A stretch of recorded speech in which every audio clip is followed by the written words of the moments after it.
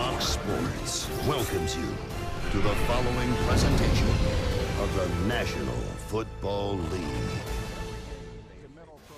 Back here in Arizona, Cardinals and the Ravens. And as usual, we have the sidelines covered. We start on the Ravens side with Tom Rinaldi. And Tom, what do you have planned for this evening? Well, excited to be with you guys for sure, and excited to see this Ravens team and their determination to extend that record preseason win streak already at 21 games.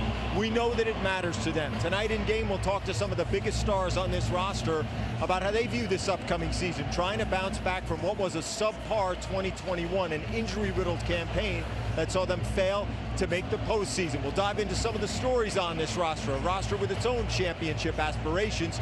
For more on the Arizona Cardinals on the other sideline, we go to Aaron Andrews.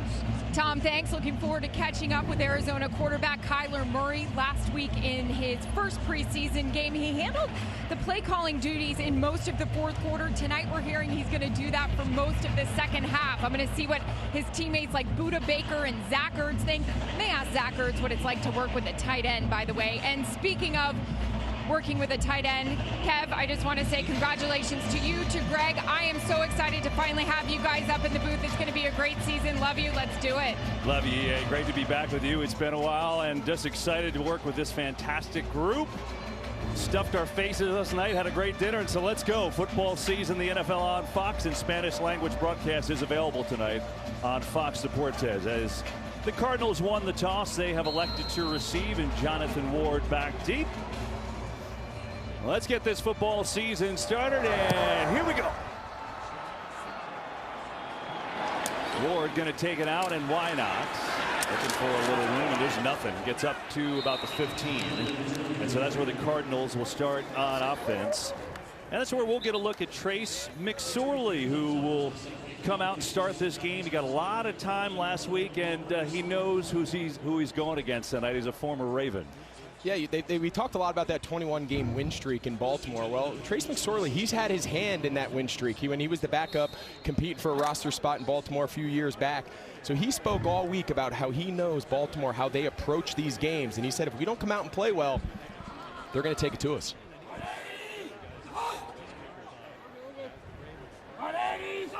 Start out with Eno Benjamin in the backfield. They fake it to him. McSorley going to throw and has a man. It's Dortch. Gets across the 20. And I tell you one thing, if you live in Arizona, we get a penalty as well. So we'll see what that is. All you hear about with Cardinals camp is this guy, Greg Dortch. Now let's see what the penalty is first. Scott Novak, our referee tonight. After the runner went out of bounds. Personal foul, unnecessary roughness on the defense, number 31. 15 yards will be added to the end of the play, and an automatic first down. It's on Brandon Stevens, and yeah, just shoving him out of bounds way too late as Mike Pereira chimes in. We'll see Mike in a little bit. It's a very big booth, and Mike is way over there, almost in Peoria down there. Mike, we'll see you soon. So after the penalty, it's a first down. They move it up to the 37.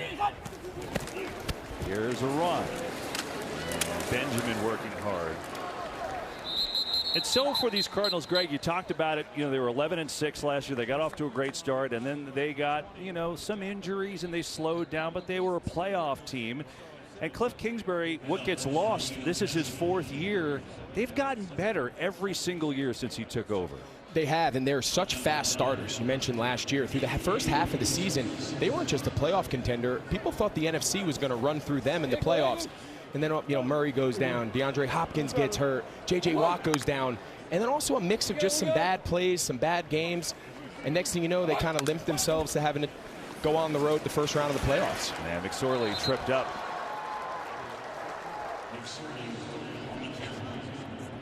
Well, this is, Greg, a little bit what we're referencing for Kingsbury. 3 years as Cardinals coach. So the first year, okay, they trying to find their way. But then 5-2 in 2020, finished 3-6. And then last year, really 7-0, and then they were 10-2 and a 1-5 finish. And again, Murray got hurt, Hopkins got hurt, but still, you set yourself up with a great start.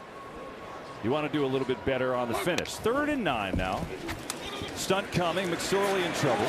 Throwing on the run, and he has got a completion. Nicely done. Andy Isabella on the slide and grab, and that'll be a first down. There's a lot of guys competing to make the spot. You're going to see Isabella there in the slot. He's just going to keep working. He feels the scramble drill. McSorley was flushed out of the pocket to his right, and he just stays friendly. You see McSorley make a nice off-platform throw, hitting him on the run for a third down conversion. Sometimes the receiver, your initial route is not so much what's important. It's staying in phase with your quarterback and presenting yourself on the scramble to give him somewhere to go with the ball. That was really well executed there by Isabella. Benjamin, left side, and Benjamin with a strong run had a big hole. That certainly helped. He's going to pick up nearly 8 for this Ravens defense, Greg. When you think Baltimore defense, you think, oh, they're usually great, right? Last year they were the opposite of that, which is kind of stunning because you just don't see it with them. Yeah, we called a game late in the season last year against LA. They took them right to the wire and lost to the Rams at home. But when you looked at the roster, KB, of what they were playing with, they were just decimated. Marcus Peters, Marlon Humphrey, I mean, they were just decimated by injuries. Yeah, that certainly was a part of it. Really, they were decimated by injuries all year long. I think getting those guys back leads to the optimism in Baltimore, right? We talked about how the Cardinals were feeling about how they can build off last year's early success.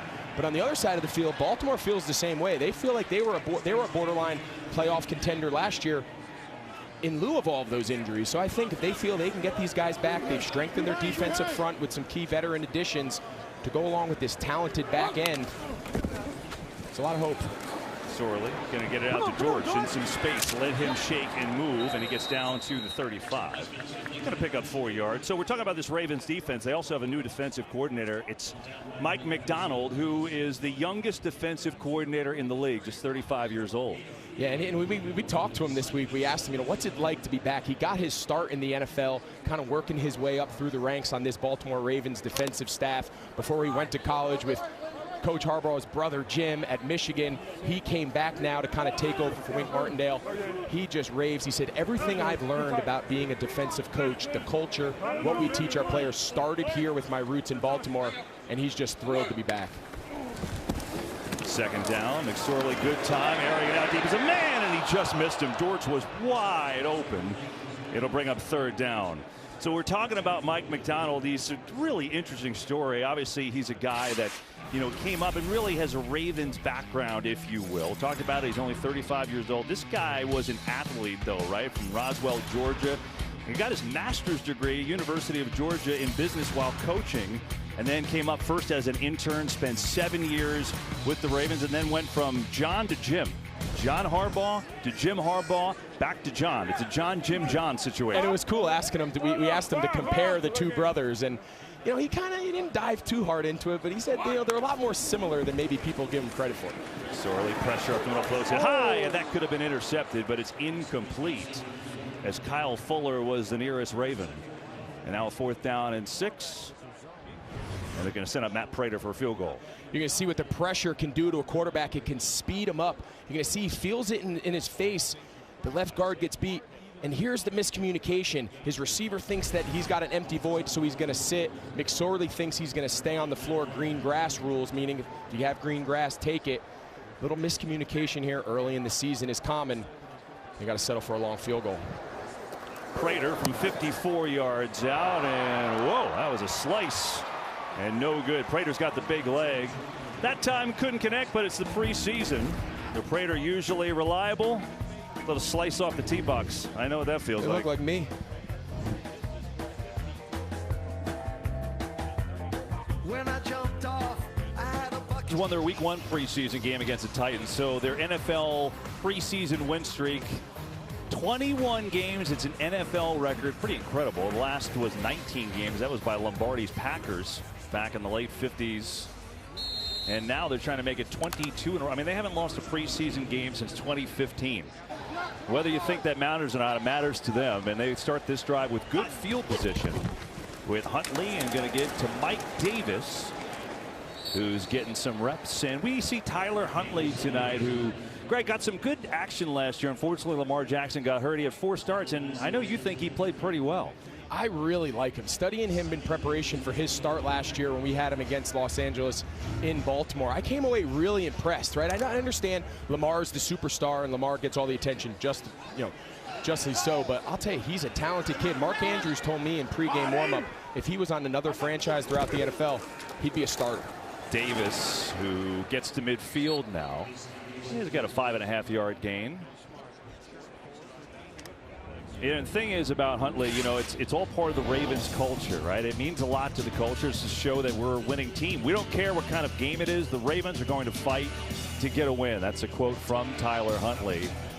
And so it's also the vets bringing it down to the younger guys and understanding why it's an organizational thing. Yeah, everyone's used to the coach preaching that, right? You heard Coach Sean Payton in the pregame show with Kurt talk about how that's so important to building that culture. But to have the veterans echo it across the locker room is why it makes such an impact for these young players. Third down, Huntley sets, throws, delivers complete to Likely, who is right around the marker. He should have a first down. And the rookie, Isaiah Likely from Coastal Carolina, has really been making some plays in camp and last week in the preseason too. Yeah, everything's good here. Huntley's on time. Likely finds a nice spot, but he's got to just get a little bit deeper. He kept it a little close. They gave him the first down. See how he stops just short? He's just on it. They gave him forward progress. That's a really nice feel there for a young rookie. Mark Andrews, again, just spoke volumes. I asked him, I said, Mark, is this kid for real? He said, Greg, this kid is for real. He's going to not only make the team, he's going to play for us this year and have a significant role. 4th-round draft pick this season. Huntley gets it out. That's in the flat to the fullback, Ricard, 3-time Pro Bowl player. And a nice tackle by Antonio Hamilton. It's nice to see Ricard. What Vance Joseph says, he said, we're approaching today a little different on defense because it's one of the few teams out there that has a fullback, right? You see Ricard, he can do a little bit of everything, lead block, catch it out of the backfield, kind of a pseudo fullback, extra tight end. Vance Joseph is not taking this lightly today, this Baltimore scheme. We're going to dive into it a little bit as the game goes on, but this is a good warm-up for some of their division opponents. Pressure. Huntley still in trouble, throws across his body, and it's caught, and a nice play and catch, and a first down by Likely. Look at him go, Isaiah Likely. There's the playmaking that the Ravens love when they drafted him in a big gain of 20.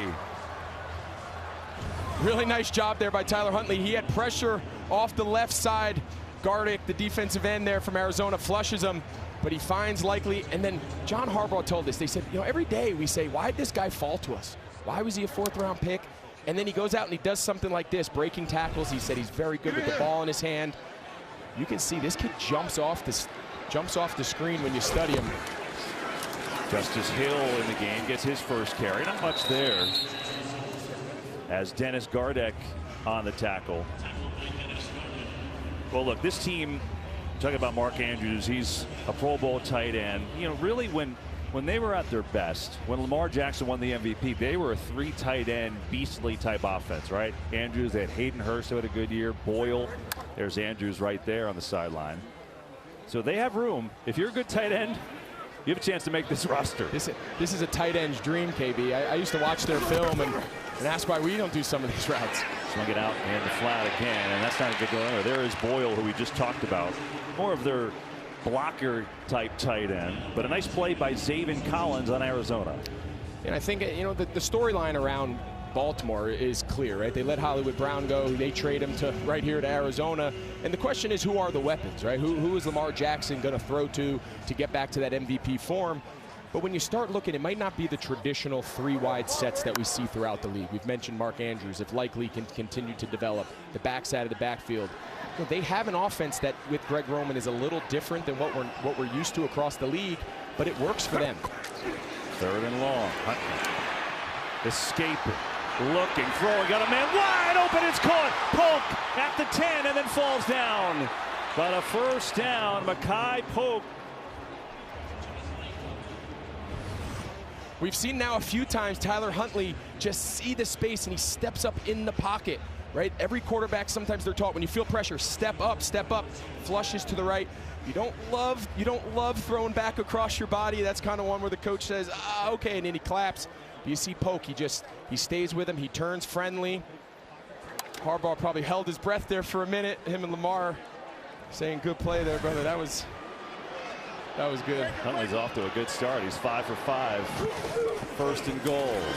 Davis chugging forward for Mike Davis. Well, you talked about who are the targets. Who are they going to be for Lamar Jackson? It's a good question, Greg, because the one thing we know is there's inexperience there. Career receiving yards, they traded away Marquise Brown to Arizona, if you missed that. So look at Marquise Brown in his young career against every Raven receiver that's on the roster right now. That's a lot of production that they're looking to replace, and they're going to have to get it a little at a time. There's not one guy on the roster maybe that can find all of that production in one spot, but they have a lot of confidence in this scheme. Davis pursue, breaks the tackle, just nowhere to go. That was well played by Devon Kennard, the veteran. And it'll bring up 3rd and goal. Yeah, something that Huntley can, we're so used to Lamar Jackson, both with the design runs, but then also just keeping plays alive. We've seen that early, but we saw that all last year in his 4 starts, as you mentioned, with Tyler Huntley. He is a really good player. Mark Andrews, again, before the season, he said, it's amazing how well he sees the field. He can anticipate body language. He understands where guys are going to be. You saw him on the scramble there to Polk. So he's got a really good command for a young player. 3rd and goal, 11th play of the drive. Huntley looking around, in trouble and swallowed up. He just couldn't find anyone, and Devon Kennard was there again first. And that'll bring up 4th down and a field goal try. Yeah, you're going to see here that the coverage is really good. This secondary of Arizona, they've kind of come into question this preseason. Are they good enough to match up? There's just nowhere for Tyler Huntley to go with the ball. The defensive line did a nice job kind of keeping him in the pocket there. You see he tried to flush. Credit there goes to the secondary. There was just nowhere for Huntley to go with the ball. Really nice red zone stop here early in this game for Arizona. So here's Justin Tucker, 29-yard field goal. Got a nice new 4-year contract. He's the most accurate kicker in NFL history. Preseason for him, the same as the regular season. Right down the middle. Ravens, after a nice drive, jump out to the early 3-0 lead. Back in Arizona. The Ravens, 12 plays, get a field goal, up 3-0 in the early going here in Arizona. Want to remind you that you've still got time for a free chance to win $10,000 at Terry Bradshaw's money. Fox Super 6. There you go. Download the Super 6 app. Enter your 6 picks in the NFL preseason contest now for your free chance at Terry's money. Terry's got the scowl on there. He's very serious about protecting that suitcase full of cash. How much money do you think Terry has? A lot more than in that suitcase. Yeah, I think so too. Yeah, that's my guess.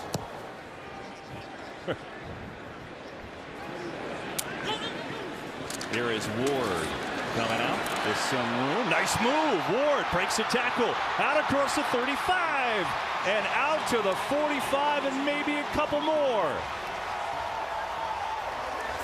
Jonathan Ward's a guy, Kev, that's trying to compete with a few other guys. Benjamin, Darrell Williams. He's coming here. He's saying, hey, I can do more than just play running back. So often for these young players, special teams is where they make their mark. And here's a guy competing for time behind James Conner at running back. You get opportunities on special teams to pop. It's a really good way to get the coach's attention. Sure is. 48-yard return from Ward.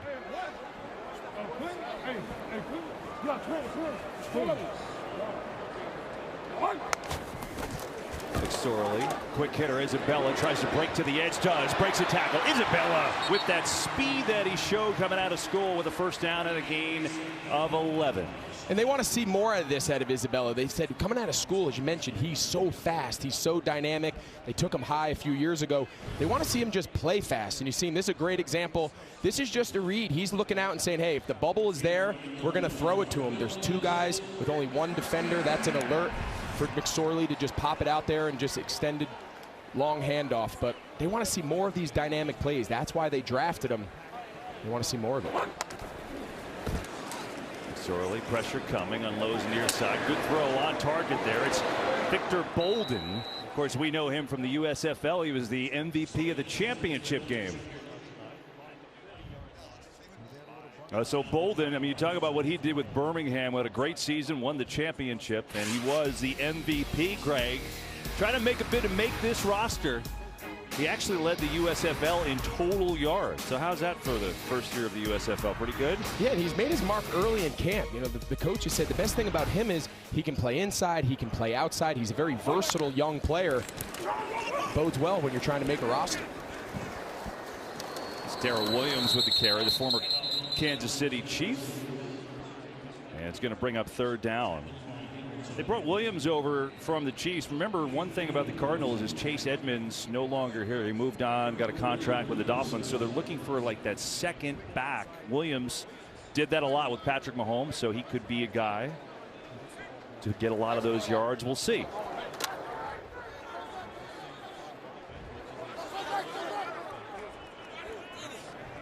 Their first pick, McBride, the young tight end out of Colorado State. He's a guy they really love. Jumped off sides. False start.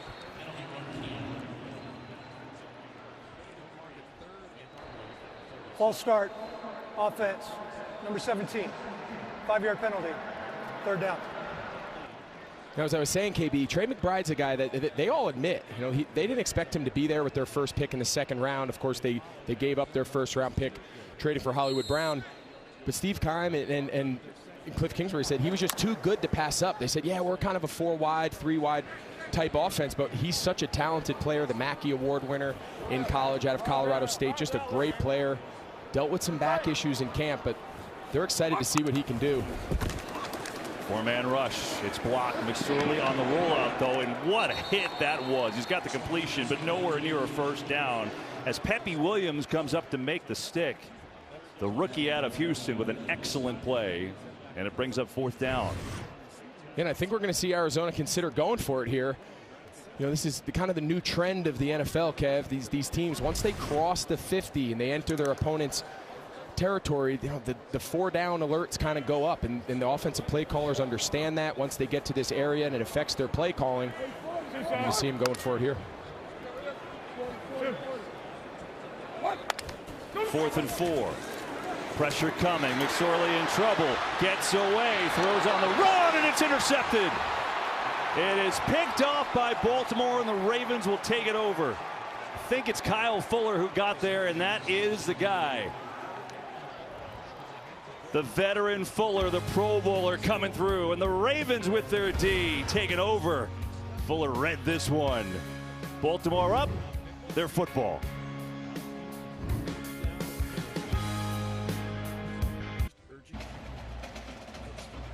Sometimes being a young quarterback is hard. Sometimes it's easy. Just take your first alert. You can see Jonathan Ward in the backfield. He's just running what they call a running back shoot route. You can see he gives McSorley his eyes right there. Put it on him. This is the alert, Kev, where if they want to pass off that coverage to the front side into the boundary, meaning the closest sideline to where you're lined up, that ball needs to be put on Ward's chest. He gets a great run after catch. He's clearly going to get the 1st down. McSorley kind of starts, and then he gets flushed because his eyes start away, and then the timing, he tries to force it to McBride. So sometimes with young quarterbacks, they're not exactly sure where to start with their eyes. There was some different disguising going on. So these are great learning lessons when you're a young quarterback trying to develop. And it was the veteran Fuller who got him.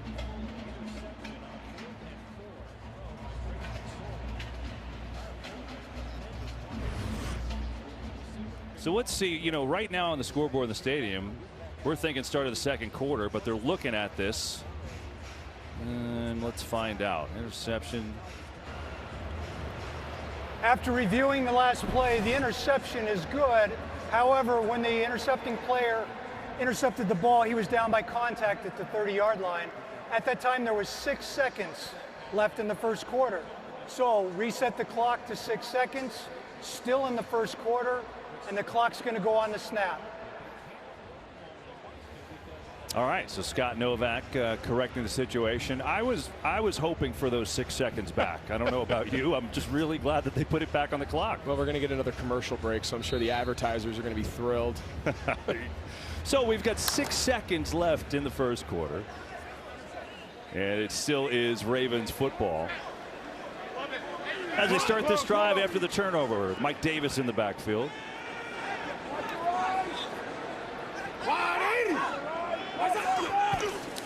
Huntley on the fake. Davis right up the middle on a big run from the burly Davis, who's got 7 yards, and that will take us to the end of the 1st quarter officially. And so the Ravens up 3-0 as we head to the 2nd quarter. And Greg, you know, as you mentioned about our fine advertisers, because we already kind of gave them some love, we're going to stay here. We touched on this in the 1st quarter with Baltimore. with the injuries last year, I mean, this is pretty telling, right? So you can look at this a couple ways. Pretty hard to win when you have that many games lost to injuries, and they had stars that were out, okay? I guess it's also impressive that the Titans were able to still win with all those injuries, right? I mean, they were a playoff team. Yeah, that graphic, I think there's a lot to read, you know, between the Giants, obviously their struggles, but like you said, the Titans, what they were able to accomplish. But of course, today, the focus is on Baltimore. You know, it's well chronicled. It started in training camp. It started in the preseason, just losing marquee player after marquee player. It was almost a historical season as far as injuries, and they did their best. And then when you compound the guys they lost due to COVID restrictions, it was just a challenging year. Huntley over the middle, and he's got a first down on a completion to Likely again. And Huntley getting his action today, but there is a type on there with the guy that Ravens fans hopefully carry them a long way, right, Tom Rinaldi? Well, the connection between Tyler Huntley and Lamar Jackson, guys, goes back a long way. Known each other since high school and their playing days in Florida, where they faced each other twice. The most memorable, Huntley led Hallandale High School and Hallandale Beach over Lamar Jackson's team in Boynton Beach. 38-36, guys. They combined for 8 touchdowns. Talking to Lamar Jackson this week, he said, I still remember the game well, and I remember how much it hurt. When he did sign with, when Huntley signed in 2020, Jackson welcomed him with a tweet saying, you still owe me from that game. I didn't forget. These guys have a mutual admiration society. As you said, Greg, to echo what Mark Andrews said, the very first comment that Lamar Jackson made about Huntley, he's a starter in this league, I have no doubt. I love that. Huntley told us this week, what better situation than to learn from such a close friend. Pretty cool. Here back to throw it, has a man Davis, makes a man miss. Davis just always fighting for those extra yards. Going to be 2 yards short of a first down, though. And I believe we have a flag on the field. Actually, I think that was a towel, not a flag. So no flag. 3rd down and 2.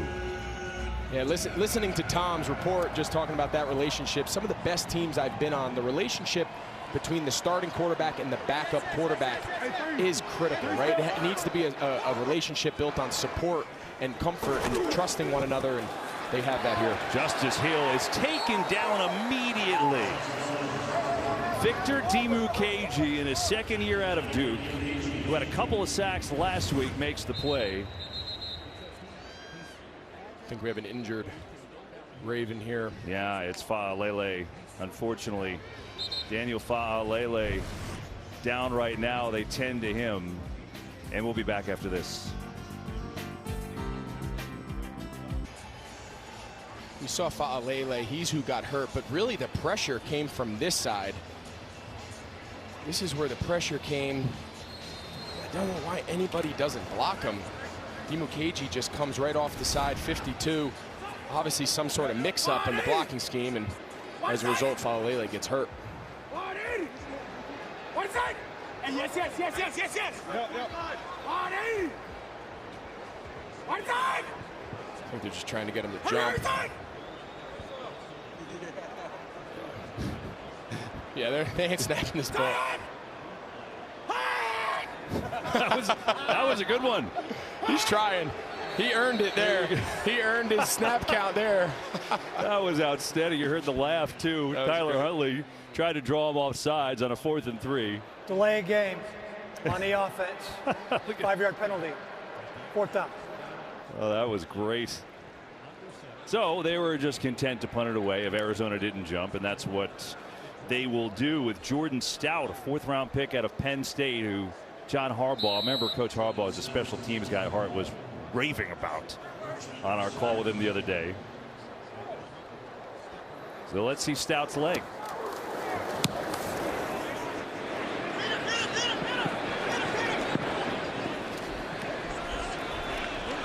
I'd say pretty good. Inside the 5, way to go. And so Arizona takes over after the 50-yard punt. They're down 3-0. It's an interesting offseason for Kyler Murray, right? I mean, you think about for him, first overall pick 2019, and look, he's gotten better and better each year. Of course, they started the year 7-0, made the playoffs, but things weren't so rosy. But guess what? They're rosy now because he signed a monster contract extension And again, each year he's improved. And as Aaron Andrews told us earlier in the game, Greg, he's going to test his play calling acumen later. She was told that he's going to be calling plays for the second half. He called it for one series last week. I think it's such an interesting exercise, and if I'm Cliff Kingsbury, I think it's genius. It's a great insight into how your quarterback's mind works, right? So now when they get to the regular season, he understands a little bit more about his pace and his cadence and his rhythm and what plays he likes. Sorley out of his end zone gets decked, and it's incomplete. My goodness. He had to unload Travis Jones, the rookie out of UConn, and there is a penalty on the play. Personal foul. Roughing the passer on the defense, number 98. 15-yard penalty and an automatic first down. Well, let's hear from Mike Pereira. Mike, what's going on here with this hit? Well, it's exactly what the referee and the umpire, who both threw the flag, gets helmet-to-helmet contact. Even though it's not necessarily the crown, with the quarterback, you cannot go helmet-to-helmet, and it certainly was forcible contact and is the right call. Appreciate it, Mike, and that moves Arizona out of their own goal line as they will hand it off and run it to Ward. So this offseason, we talked about Murray. It's had a nice ending so far with the big contract, but there was a lot of other stuff, right? I mean, he wiped his Instagram clean, unfollowed the Cardinals. That seems to be the new trending thing the kids are doing now. Murray's leadership, you know, look, this is a headline. It kept him from a new contract with the Cardinals, right? And this headline, after a massive new deal, the goal for Cardinals QB Kyler Murray is to win championships. So it looked ugly. Maybe he was kind of sending a message that he wouldn't be back, but now everyone is happy. And he's got the new deal and trying to lead Arizona deep into the playoffs and maybe even here play a home game for the Super Bowl.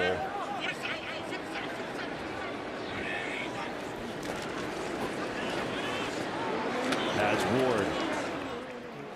Aaron, I know you could add on Kyler Murray and what a wild offseason, but things looking good right now. Yeah, we really appreciated how honest Cliff Kingsbury and Kyler were about this whole situation. We asked Cliff, you know, in dealing with the scrutiny after signing the contract, what was the conversation with your quarterback? And he said, I've been fortunate enough to have a relationship with this guy that goes back 10 years. I've known him since he was 15, 16 years old. We talked it through. He knows I'll always be in his corner.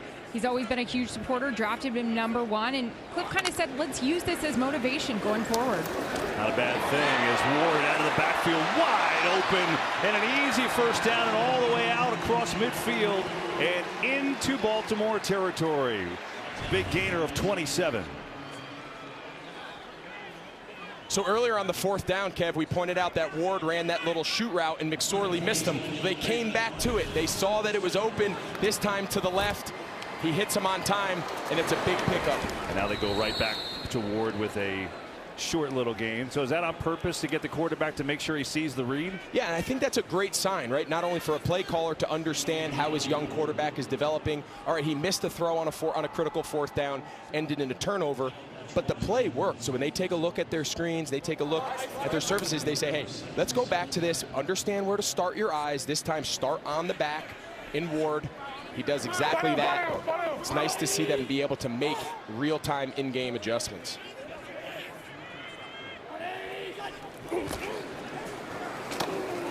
Sorley, back foot throw, lofting it deep, incomplete. He tried to get it out there to McBride, the rookie tight end, but covered pretty well. Here you see McBride here, he's the point. He's trying to do what they call a little hide route. He's going to block. He's going to try to get lost and fool the defense. I think that's good coverage. You can see McBride kind of extend that hand. I think that's hand fighting. Kind of ends up being a little, that's really good discipline there by Williams, 22. That play is designed to really fool the defense. He comes down, stutter, and they're trying to hit that seam on the backside.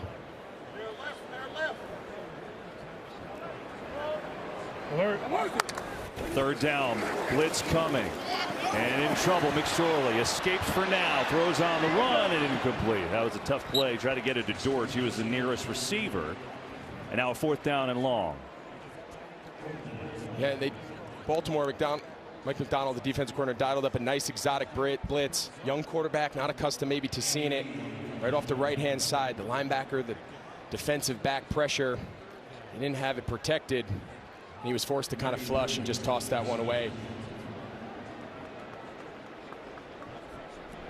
So Andy Lee, the 19-year veteran, back there to punt it away. And Demarion Pepe Williams, nickname he got from his Spanish-speaking godmother. He prefers being called Pepe. Well, he's played well, had that nice defensive play. Let's just go over his head. And the Ravens will start out after the touchback with the football up 3-0. Second quarter. Glad to have you aboard from Arizona. Ravens, glad to have you aboard. NFL on Fox is back. That's where we are. Hey, Pro Bowl tight end Greg Olsen. I'm Kevin Burkhardt. Our entire crew. Glad to have you along for the start for us on Fox. And you know what? Tyler Huntley, I know you really liked him when you saw him last year. He's playing well. He's 7 for 7 in the game for Baltimore. Yeah, at the start of the broadcast, I said how impressed I was, not only preparing for him this year, but also just what I saw last year. And he hasn't disappointed. He's 7 for 7. We've seen him complete a lot of passes, both move in the pocket and outside the pocket. We've heard a lot of guys say around Baltimore, he is a starting caliber quarterback. And whether it's here in Baltimore or elsewhere, when he gets his chance, he could be a really good player.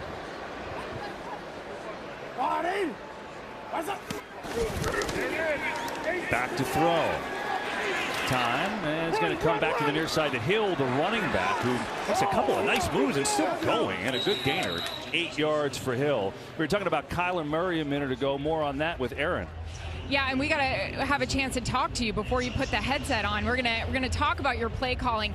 Great conversation with you this week about moving on, starting fresh. Of course, I'm going to be the idiot that brings it up. Oh yeah. The way the season ended. Biggest thing you learned and how to apply it to this year.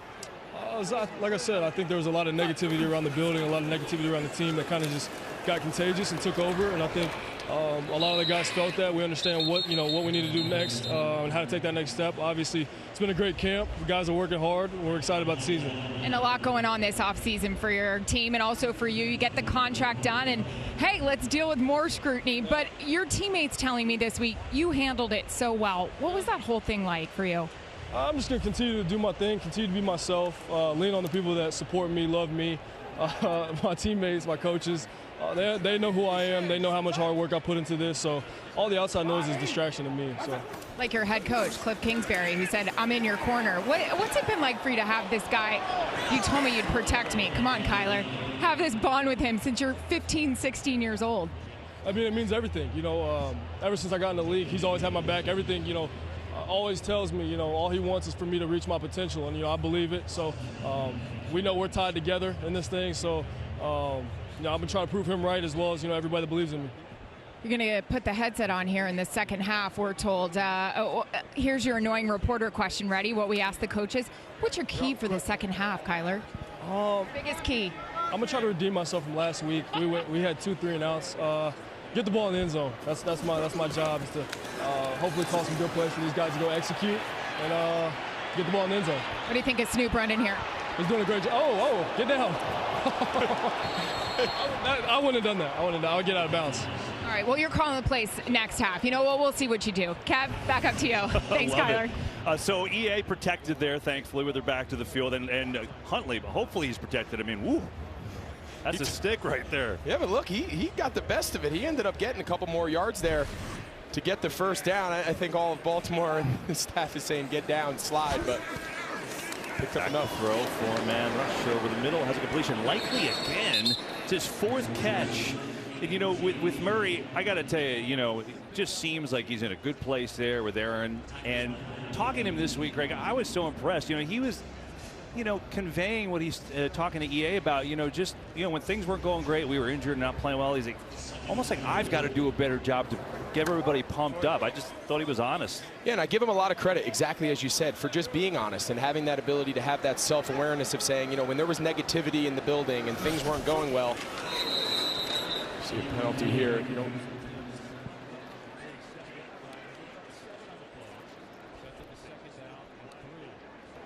Full start.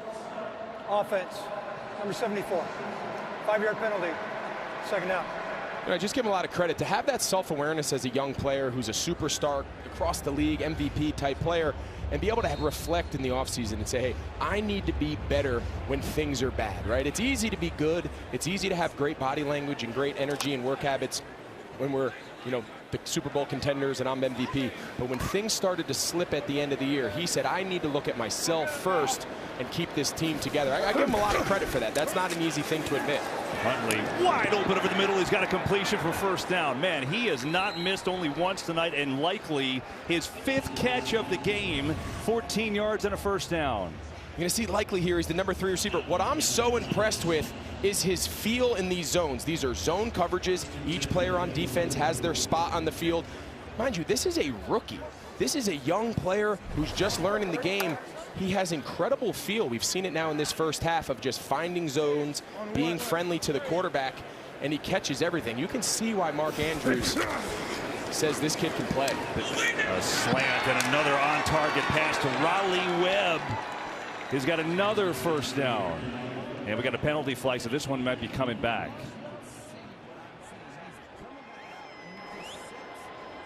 An eligible player legally downfield prior to the pass on the offense. Number 74. 5-yard penalty.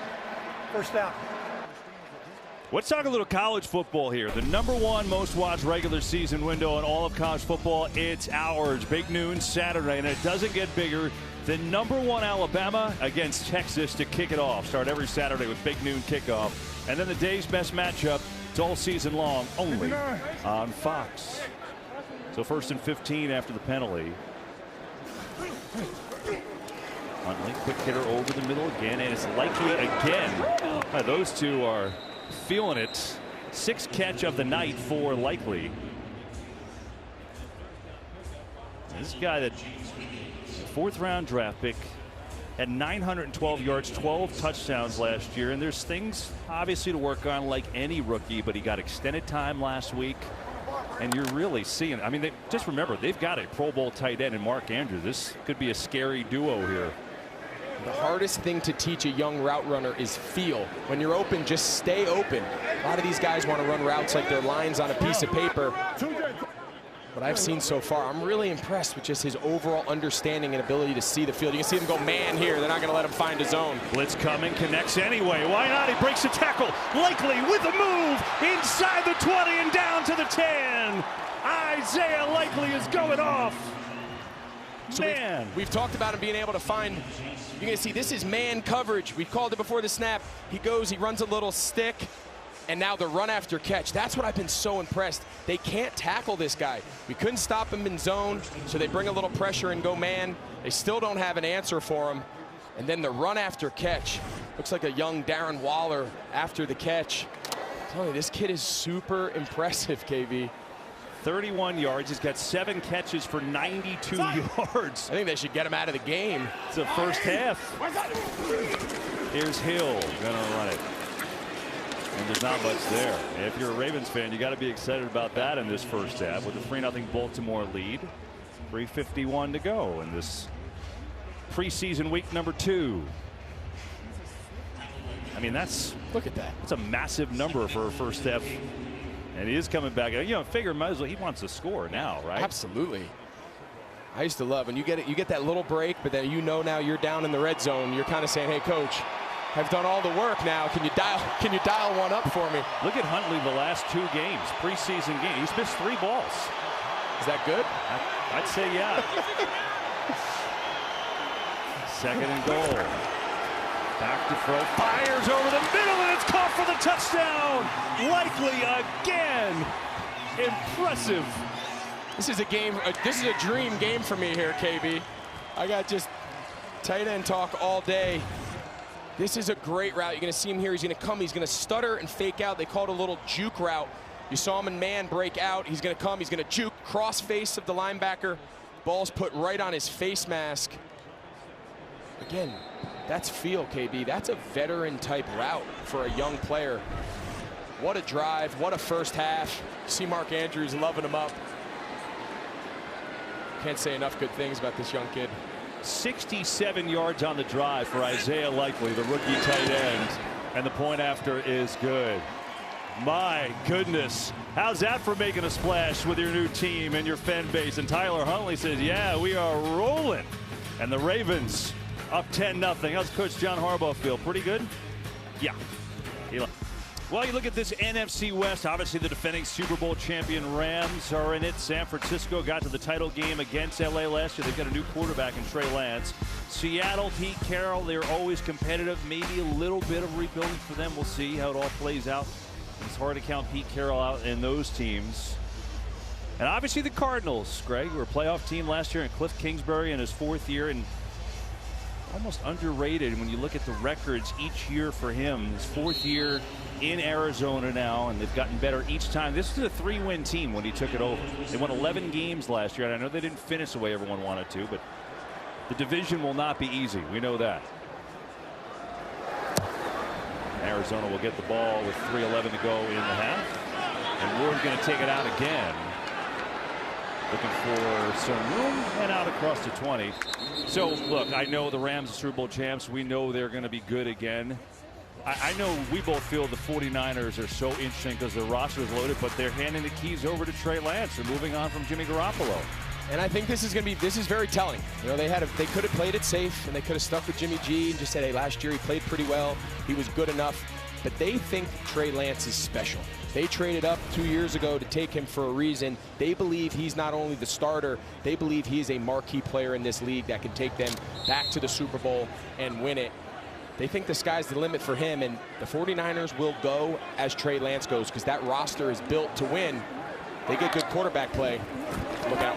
Sorely pressure, going to try and set up a screen. It's way overthrown, though, for Benjamin. So I'm curious. Look, I think about when you went to Carolina. You had Cam Newton as a rookie. You were a younger player, but it wasn't a great team at the time. 49ers are a great team. So what's it going to be like for a kid quarterback to essentially, you know, he's going to make mistakes no matter how good he is, right? Yeah, think back years ago when Lamar Jackson joined the Ravens. He joined a very good team where he was drafted, right? An organization that's used to winning, building good pieces around him with Kyle Shanahan and John Lynch at the helm. That 49ers roster is built to win. They are a playoff contender. They are a Super Bowl contender. The better he plays, that arrow just continues to point up. Sorely loading up, and a good connection. It is Bolden. On the money down the seam to Victor Bolden in a gain of 24. This is just great placement. He's just running a skinny post. The defender Worley has his back turned, and this ball just slips right behind his back. You can see Worley doesn't get his head around. By the time he does, the ball's by him. Victor Bolden, you mentioned, from the USFL, MVP of the championship game. Nice timing by the young quarterback. Good job tracking the ball. Fake the draw. McSorley loads up again. Dortch on the money. Makes the move. Greg Dortch inside the 25. Good throw from McSorley, and Dortch making another big play. That's a gain of 34. So when you're evaluating a young quarterback, you want to see him make different throws. This one, it's the same route. The difference on the play before, that was man. He had to fit that one in. Here you see him with a little touch on the zone. McSorley's got him rolling here. 2-minute warning. Cardinals down 10-zip, but on the move. So let's take a look back, KB. Right before the break, I was talking about these last two throws. You see here with Victor Bolden, this is just straight man. Darryl Worley has a man. He can put that ball on a line knowing the defensive back has his back turned. This one here in the slot to Greg Dortch, it's the same route. You see the receiver take the same path. The difference here, this is zone. He's got to elevate this ball over 57 Christian Welch. Different pace, different timing. For a young quarterback back-to-back to be able to make two very different types of throws. Again, these are small victories, but these are all good learning tools for a young developing player. And this time right over the middle, Bolden again. And he gets inside the 20. Going to put him down to the 16. So the game about 7. It's really interesting. Back-to-back similar, but the change of D, and then that changes the arc of the throw. Yeah, so what defensive players are told, the linebackers, in that case Christian Welch, they're told to elevate the ball, meaning get depth, be tall, make the quarterback throw that ball over you like he's throwing it over the goalpost. That buys time for my safeties, my secondary players, to drive the ball. The middle has a completion inside the 10, Isabella, and it's a 1st and goal for Arizona. McSorley putting together a really nice drive.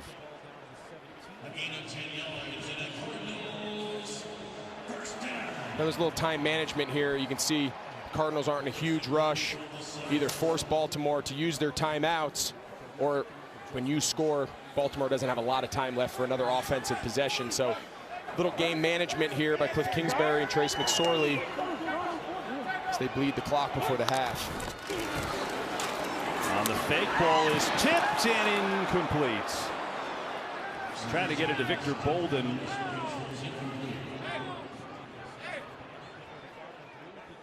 See Kyle Hamilton, the first-round rookie, is able to get his big hands up there and block it. Look how high he is. That's an RPO. You know, you hear that's kind of a buzzword, right? Everyone home takes a drink. He's sticking it in the belly of the running back and riding it. He had the read. Kyle Hamilton bit. You can see the windows there. But Kyle Hamilton, he's so long. He covers so much ground. He's able to get his hands on it. If he doesn't, it's a touchdown. Hamilton, 14th overall pick this year by Baltimore. Second and goal. And McSorley's just going to keep it and power his way down to the 5. And it looks like Arizona is going to use their first timeout with 44 seconds left. Well, I know we're back tonight, but the NFL really returns to Fox with a Week 1 doubleheader Sunday, September 11th. First, Trey Lance era kicks off for the 49ers. They'll take on the Bears or other regional action. And then America's Game of the Week, reigning MVP Aaron Rodgers leads the Packers against Kirk Cousins and the Vikings. Local listings in your area. It's only on Fox, the home of Super Bowl 57. Greg, that'll be our game. We've done a lot of those games. They're always super fun. Minnesota is an unbelievable place to watch a game. But, you know, look, the Packers have been a 13-win team the last 3 years. Be interesting, Minnesota without Mike Zimmer now. That's going to be a change. How do they respond? The first to third and goal for Arizona.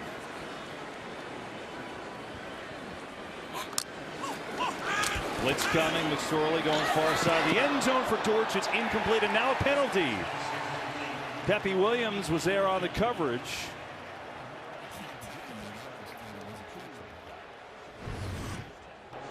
Pass interference. Defense number 22. Foul happened in the end zone by rule. The ball goes to the 1-yard line. And an automatic first down. I think they're going to get Williams there. As you see Dortch break out, he kind of just tugs on his jersey. Couldn't tell, KB, if that ball was thrown so far out of bounds, if the referee would determine that it was, you know, uncatchable, but you could clearly see him kind of restrict Dortch on that outbreaking route. When they get first and goal, they get 3 more cracks at it.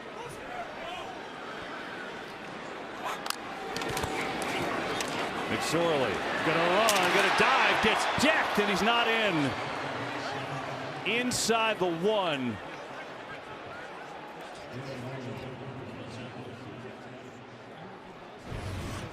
McSorley comes out. He's trying to get a rub here at the bottom of the screen. Jefferson does a great job staying with McBride, the tight end. McSorley sold out. He came out left there trying to get that little rub. There was nowhere to go. He put his head down and came up a little short. We get a timeout on the field by Arizona. 23 seconds to go in this first half. 10-0 Baltimore. Ravens here in the preseason. NFL on Fox. 24 seconds to go in this first half. Cardinals, though, knocking on the door. They've got a second and goal from the 1. And Trace McSorley's had a nice drive. He's really had a nice first half. Both quarterbacks are playing well. Huntley so accurate again with the touchdown to Likely. And McSorley, especially on this drive, a couple of real nice throws. Now trying to finish it with Benjamin in the backfield. Give it to him. Benjamin is hammered. What a hit that was by Malik Harrison, who was in on the last one as well. And it'll be a third and goal. And now Arizona's going to call another timeout. Malik Harrison, he's going to come off the edge. He's just unblocked. I'm not exactly sure why there's a mix-up. I don't know if it's McBride or the short motion guy needs to get down lower, but from the 1-yard line, you run an off-tackle play, you probably should block the guy who's off tackle. That's kind of the starting point. You mentioned it. What a strike right in the chin. You can see Victor Bolden. He came down, KB. They call it a little short motion. He's kind of motioning from the outside towards the tight end to that side. He's got to get in far enough that he typically has the end man on the line or the furthest defender away from the ball. In that case, it wasn't communicated, and now they go from First and goal to 1, second goal to 1, to third and goal to 4. And now Baltimore will call their second timeout with 19 seconds to go. It's been a long drive. This will be the 10th play of the drive coming up for Arizona. And you know, Greg, for a preseason game, obviously a lot of backups playing today. You know, there's been some pretty efficient drives by both offenses. Yeah, and it all starts with the quarterbacks. You mentioned it. We just saw the stats on the screen between McSorley and Huntley. They've both played so well. They've had such high completion percentages. They've been so efficient. They've gotten out of some trouble with protections, which is common here in the preseason with young linemen. So again, all offenses, they go as the quarterback goes. We've seen two young, you know, quote unquote backups play at a very high level, which leads to pretty good football. 40, 40, 40.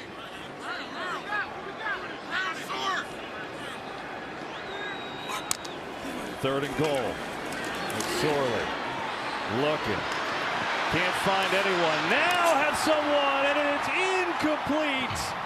Oh, he had a chance. Bolden couldn't wrap it up, and now it's 4th and goal. Yeah, I couldn't tell if he just kind of short-armed the ball. You're going to see Bolden. He starts way on the other side of the field, and then, as we've seen so often, Kyler Hamilton, hit him right in the hands. Kyle Hamilton, though, he's got to learn from that. When the quarterback scrambles, they call it, you got to glue, right? You got to stick. You got to get your hands on the receiver nearest to you and ride him out of bounds or stick with him. He comes off thinking McSorley's going to run, and that should have been a touchdown. So they'll settle for a 21-yard field goal attempt by Matt Prater, who missed one from 54 earlier, and this one is up and good, and the Cardinals are on the board. So make it 10-3 with 9 seconds to go in the half. And coming up in those 9 seconds, Fox Halftime Show with Kurt, Sean, and Glaze live on the field. There they are, looking fantastic in their suits. His lights are really bright. Coach Payton, you know, has had a lot of bright lights in his face for just being the coach of the Saints, but not these kind of lights. This is different. Of course, Glaze is ribbing him. What a shock. Glaze owns every stadium he walks into, doesn't he? Especially here in Arizona, kind of home turf. He's like the mayor. So look forward to sending it down to Kurt in just a few. It's been a fun first half. 10-3 Ravens over the Cardinals. Both quarterbacks playing well. We've seen Isaiah Likely, the rookie tight end, has starred for Baltimore. 8 catches, 100 yards, and a touchdown. See, that was a long drive, 11 for 77.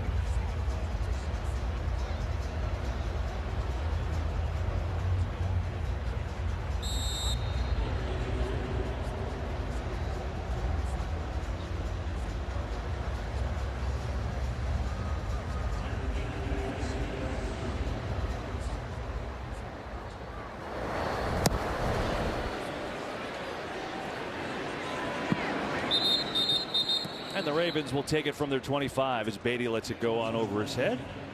Likely take a knee and head to the break. Tyler Huntley, 13 of 14, 129 yards and a touchdown. Got to imagine we're just going to see him kneel this out and get to halftime. But you mentioned it, Tyler Huntley's been super impressive. This Baltimore offense has really flashed. Huntley, Likely. And that'll do it for this first half from Arizona, State Farm Stadium. Kurt and the guys coming up, 10-3 Ravens at the break.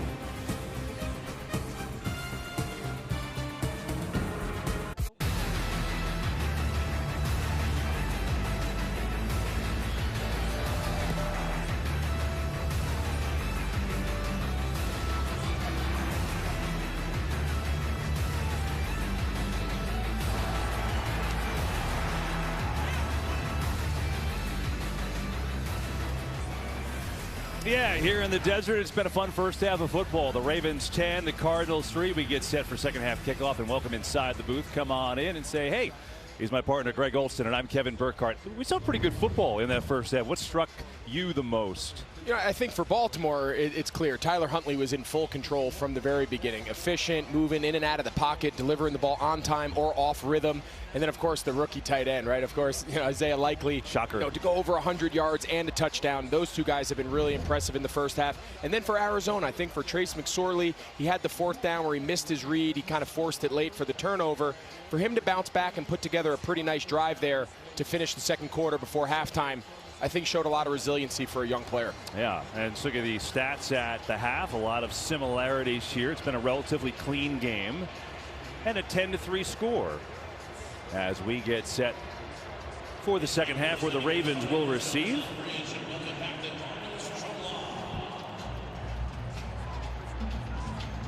Tyler Beatty back deep for Baltimore.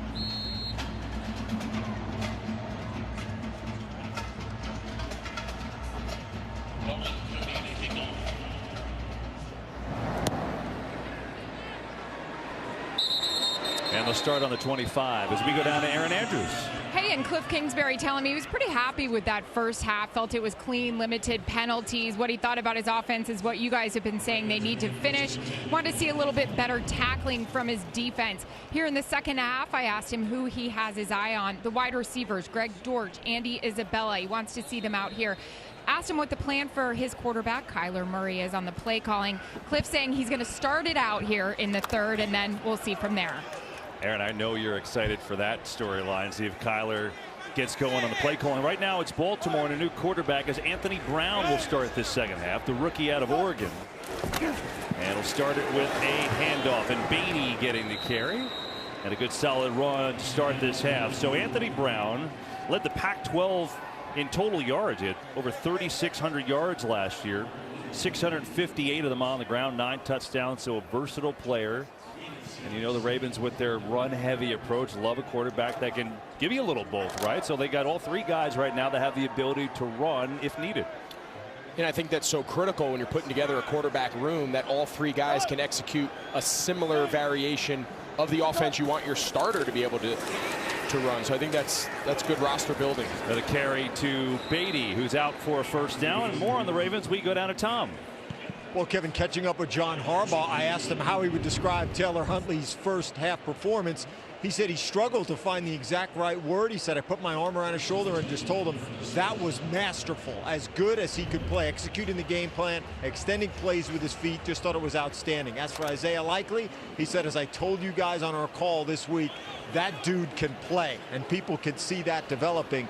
He thought that it was a very big stop defensively inside the red zone, was pleased. As for the second half, play winning football. That's not a surprise, guys. A minimum of penalties, see players develop and execute, and of course, win the game. Well, winning football, what Tom's talking about, if you just turned it on and you're not aware, the Ravens have won 21 consecutive preseason games, which is an NFL record. And I know you say, well, it's preseason, it doesn't matter, but they take a lot of pride in that record, so they're hoping to continue it up in this game. You see the numbers on Brown at Oregon. I told you about a dual threat that he was. And got some movement on the left side of the line. False start. Offense. Number 74. 5-yard penalty. Second down. By the way, good news, and this happened on the last Ravens drive. Daniel Faalele, we saw him go out, got hit on the knee area, but back in, so that's great for Baltimore. Just wanted to let you know that he's back in and okay. 4th round draft pick.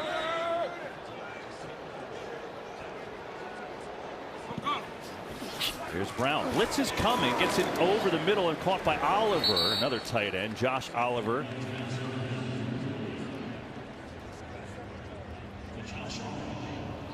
So Baltimore, you know, we already told you they 8-9 last year. They missed the playoffs.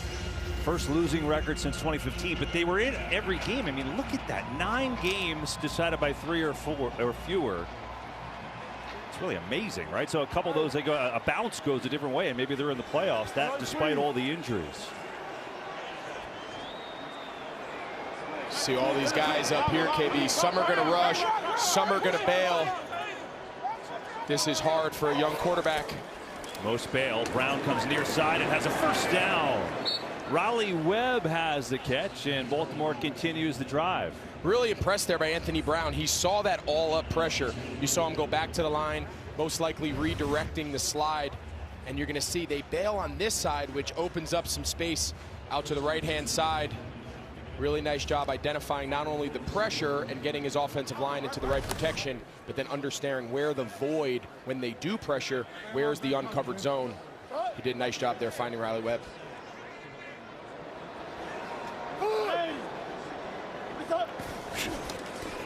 Fake to Beatty. Brown near side, and that's going to be another completion. Bailey Gaither on the catch. Meanwhile, defensively for Arizona, Greg, one of the questions here for them is where are they going to get pass rush from? They lose Chandler Jones in the offseason to the Raiders. I mean, he is a monster. And you look at the sack leaders last year, 10.5 sacks for him as a down year.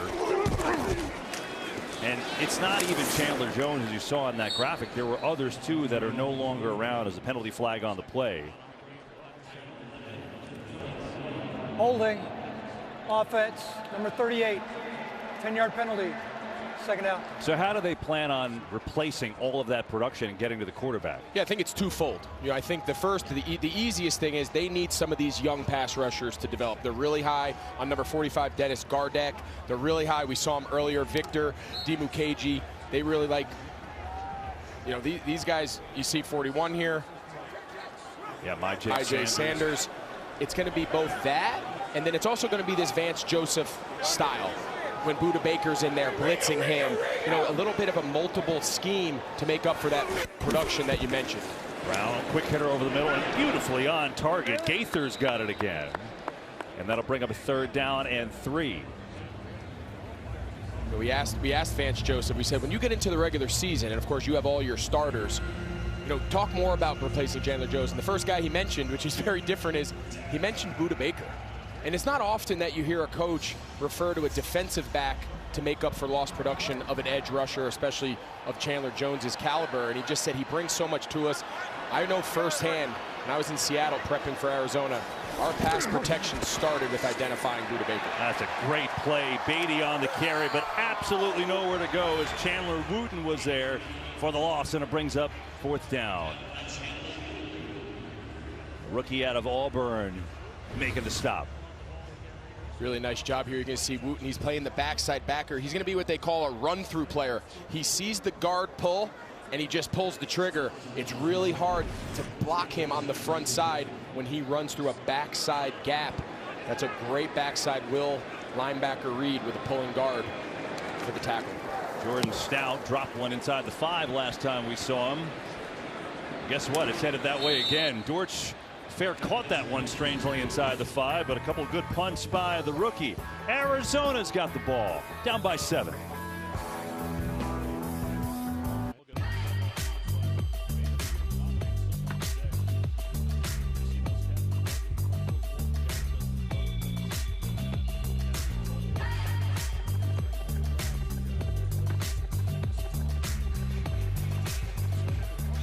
Well, it's been a fun evening, and I hope you're enjoying the game. 10-3 Baltimore. And with our entire crew, Aaron Andrews, Tom Rinaldi down the field, Mike Pereira, our rules up in the booth, Greg Olson, Kevin Burkhardt, Richie Zions, our producer, Rich Russo, our director, and this entire fantastic group here at Fox, and we get a penalty. Prior to the ball being snapped, false start, offense, number 30, half the distance to the goal. First down. That's John Harbaugh is flustered. You want to know why he's so mad right now in a preseason game? Every single team practices backed up, and they teach both the offense and the defense. We're going on 2, right? We're going on 2 every single time.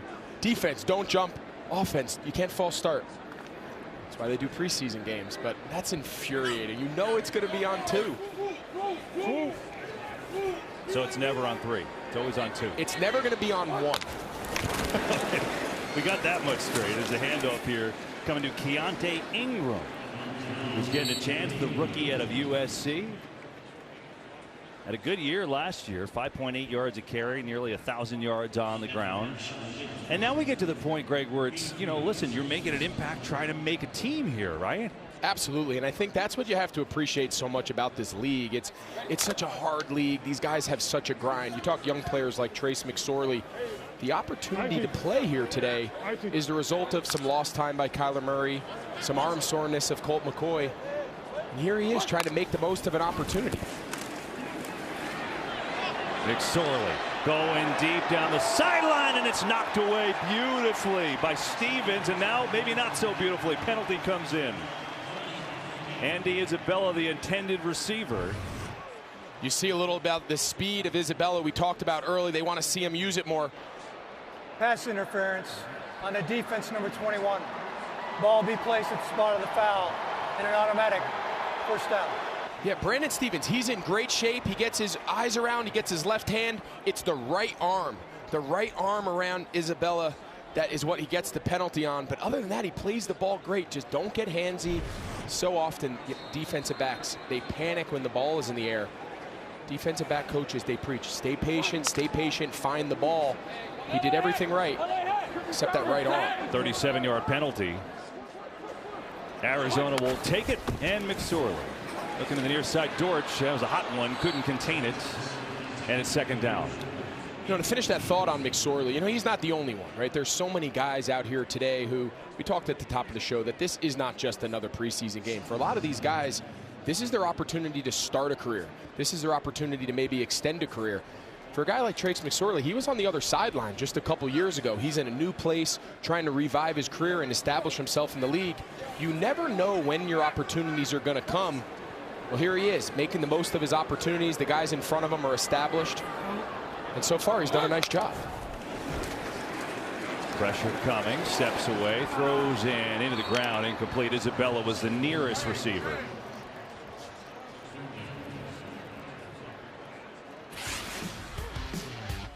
Well, as you look around for the Ravens, who's their competition? We know the Bengals went to the Super Bowl. The Steelers are always good, but it'll be a little different. Our O-line got a little changed. We know they've got T.J. Watt, sack leader, defensive player of the year.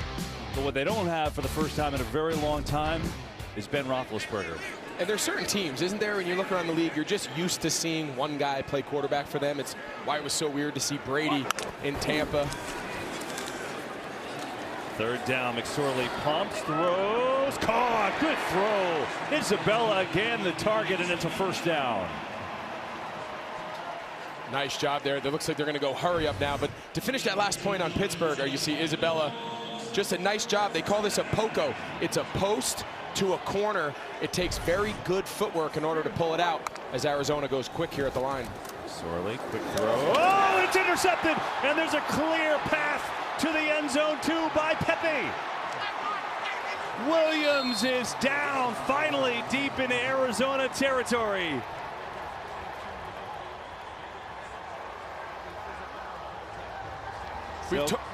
Williams delivers. We've talked so much about him being on time, being Trace McSorley. He tries to throw the flat first, and then there's an inside stick. And see that extra little pump? He expects him to come out, but because he's late getting his eyes there, Williams is able to jump it. Again, just a little miscommunication, combination of being late with your eyes as the quarterback and then also expecting your receiver to what they call uncover away. He doesn't, he sits. He leads him too much, and it leads to a nice pick by Pepe Williams. And so the second interception that McSorley has thrown. Remember, Kyle Fuller got him earlier in the game, and now the Ravens. Back on offense, Brown's going to dump it over the middle, and nicely done. Nate McCrary with a nice gainer on first down. You know, right before that pick on that third down conversion to Isabella, we were talking about Big Ben, and you're used to seeing players take, line up behind center for certain teams, and he's one guy. That's going to take some getting used to. There's going to be a little bit of a changing of the guard there in Pittsburgh, a perennial team, a perennial playoff contender. Mike Tomlin's one of the best coaches in the entire league. If they can weather that storm, whether it's Trubisky or the young kid Kenny Pickett, if the quarterbacks can just hold up their end of the bargain, again, that's a roster that can compete. McCrary right up the middle and inside the 20, and a big run. And McCrary's got a first down. Well, Monarch is television's most anticipated new drama. The first family of country music will do anything to protect their legacy. Starring Susan Sarandon, Trace Atkins, and Anna Friel. Don't miss the unforgettable series premiere of Monarch. It's Sunday, September 11th after football on Fox. And McCrary, after that big run, comes off the field gingerly. Tyler Beatty comes back in the backfield. Give it to Beatty. He's got a good chunk down near the 10.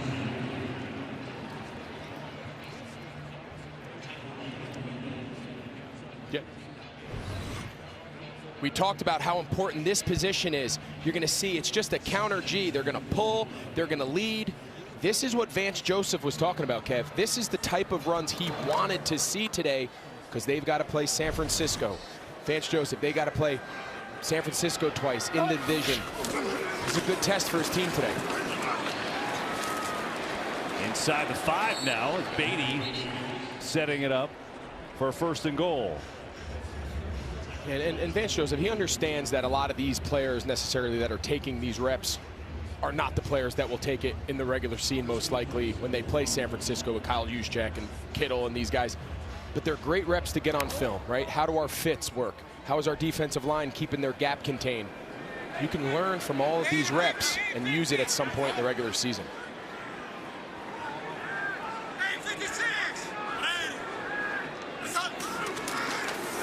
First and goal. And not much for Beatty right there. Jonathan Ledbetter met him rather quickly. Going to bring up 2nd down and goal. Kyler Murray is awaiting his opportunity to call plays. Right? I mean, Aaron, he told Aaron it's going to happen 3rd quarter. So see if he throws the headset on the next drive.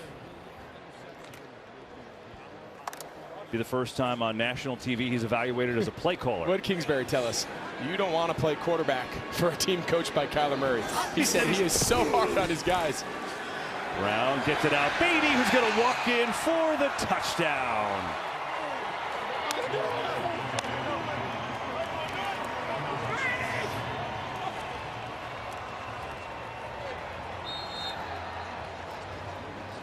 I love seeing young guys score, right? It doesn't matter that it's not a preseason, that it's not a regular season game. Can't tell me Beatty's not excited here to catch a touchdown. Started in the backfield, just a little token fake. They send him to the same side of his fake. It's a really hard play for the defense to match. And listen, touchdowns are touchdowns when you're a young player trying to make a name for yourself in this league. Good for Tyler Beatty.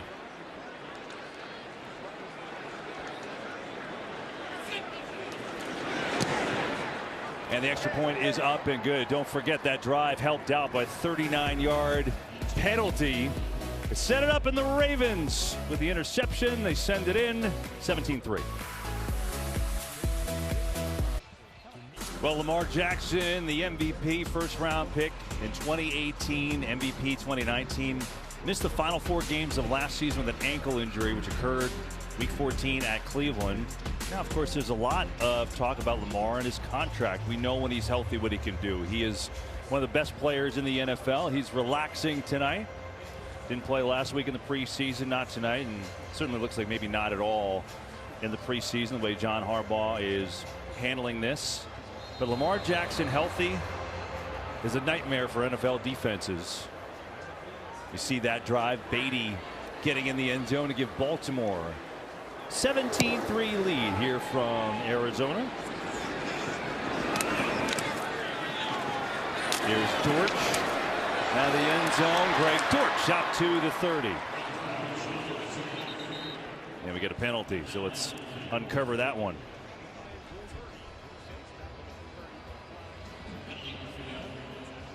Dortch tonight, 4 catches, 47 yards.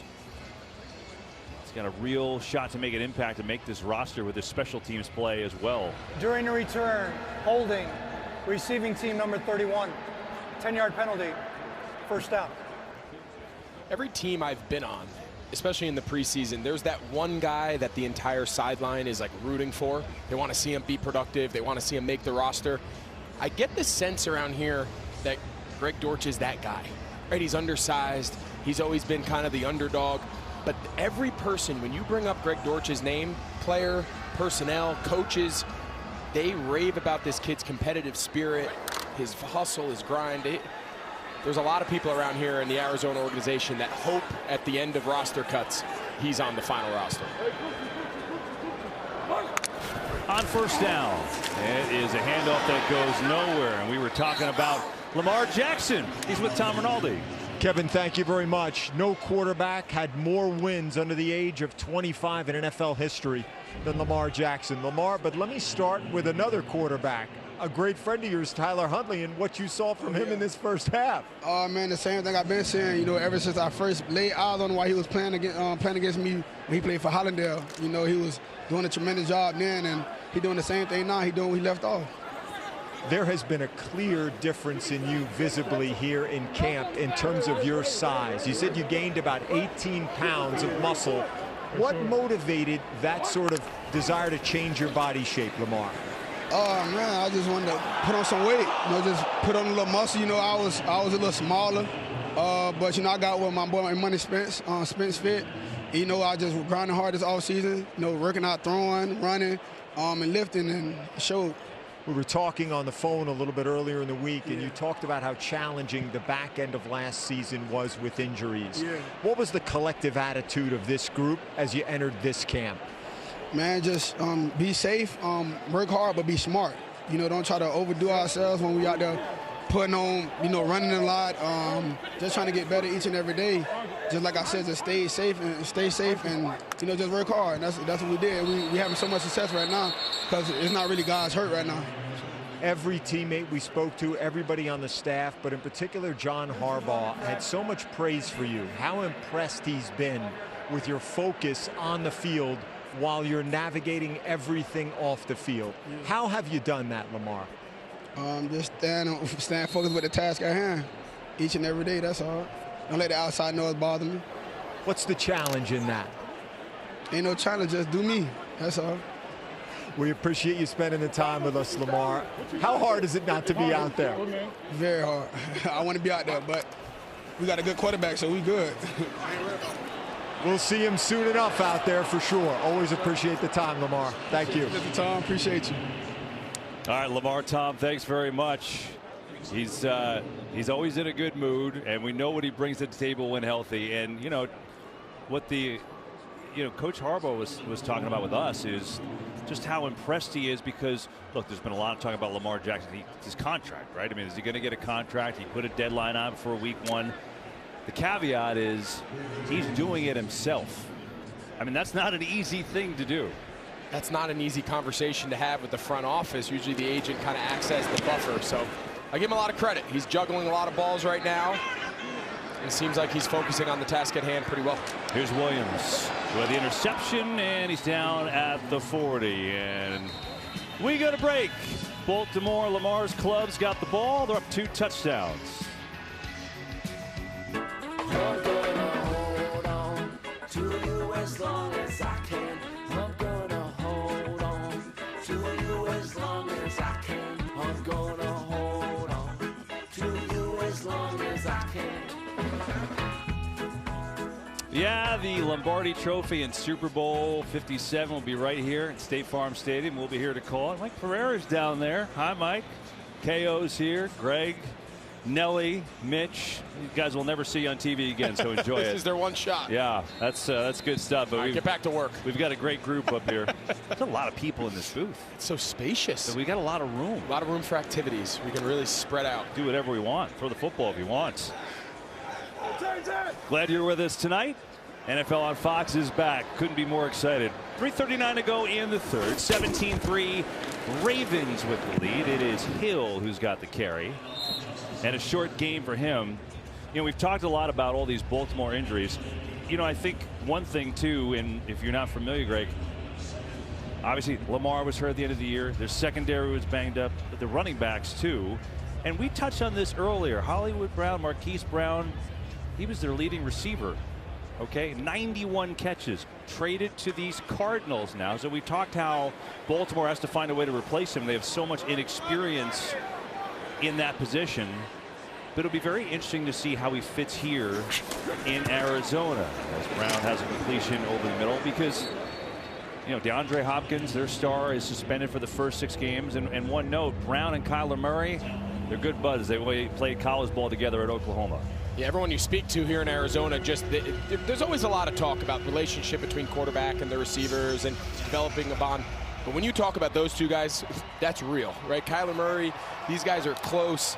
They've developed a good rapport with one another, but DeAndre Hopkins is out. A.J. Green is a veteran presence, kind of a little bit older, but he's going to make a big impact here in Arizona. 3rd and 4. Brown lofting one far side, incomplete, and there's a penalty. Tried to get it to Mekhi Polk. It was Josh Jackson, the former Packer, on the coverage. And it looks like it's going to be on him. Pass interference. Defense number 36. Ball will be placed, spot of the foul, and an automatic first down. Yeah, you can see Jackson right here. His left hand is right on his back. Anytime the receiver, they feel that restriction on his back and his arm, and then the receiver's body language, it's very easy for the referee to kind of see that alter his path. Kind of seemed like the receiver kind of misjudged the ball there over his head, but he's going to get that call every time. You know, Jackson was an All-American at Iowa, and then second round of the Packers is never fit. He was in Kansas City last year, 2 games. So he's trying to make it here. Big game for him.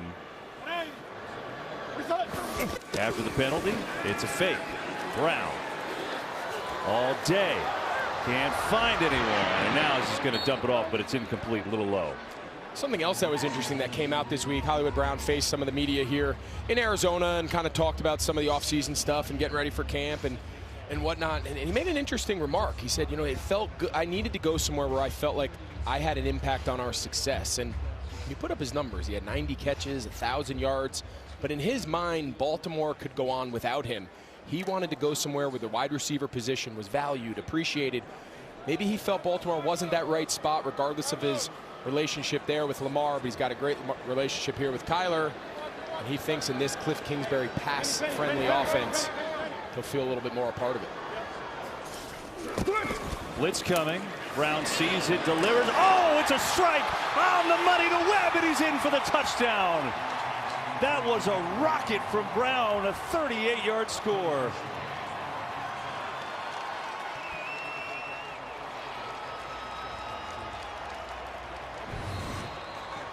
Raleigh Webb, you're going to see him. He's in the slot. This is just the seam route. The corner is supposed to overlap. He can't get there in time. He just holds his line right up the inside edge of the numbers. See Jackson try to undercut it. He can't quite get there. Webb takes it a distance. What a throw by Anthony Brown. That's a ball that has to be put on a line.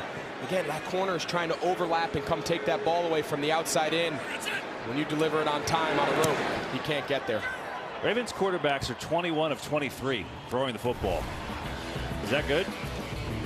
I mean, they've been on point all night long, and they jump out to their biggest lead at 24-3. Future of football is here. Are you in? The NFL celebrates youth and high school football all year round, including both flag and tackle football. Boys and girls leagues starting all the time. Get in on the action. Visit playfootball.com and find the league near you. This was halftime here at State Farm Stadium. The kids getting out on the field. What a thrill that is for them to play on the big stage, right? How cool. I think we got to ask Mike P there. I think that was flag guarding.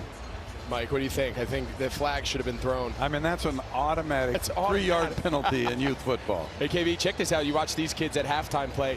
So I coach my son's high school 11U Pop Warner team, and next we've been asked. I coach with Luke Kuechly and my dad. We're going to go on Panther Stadium, Panthers, Bills, next Friday night. We're going to play at halftime, my son's football team. How cool is that? I just wonder how the other team shows up and sees you and Kuechly coaching. Like, how do they feel about their chances? I mean, that'll be a blast. Pledger out to the 25. Down to Aaron Andrews. All right, I'm with 4-time Pro Bowler Buda Baker right now. Loving that hitting out there, I know.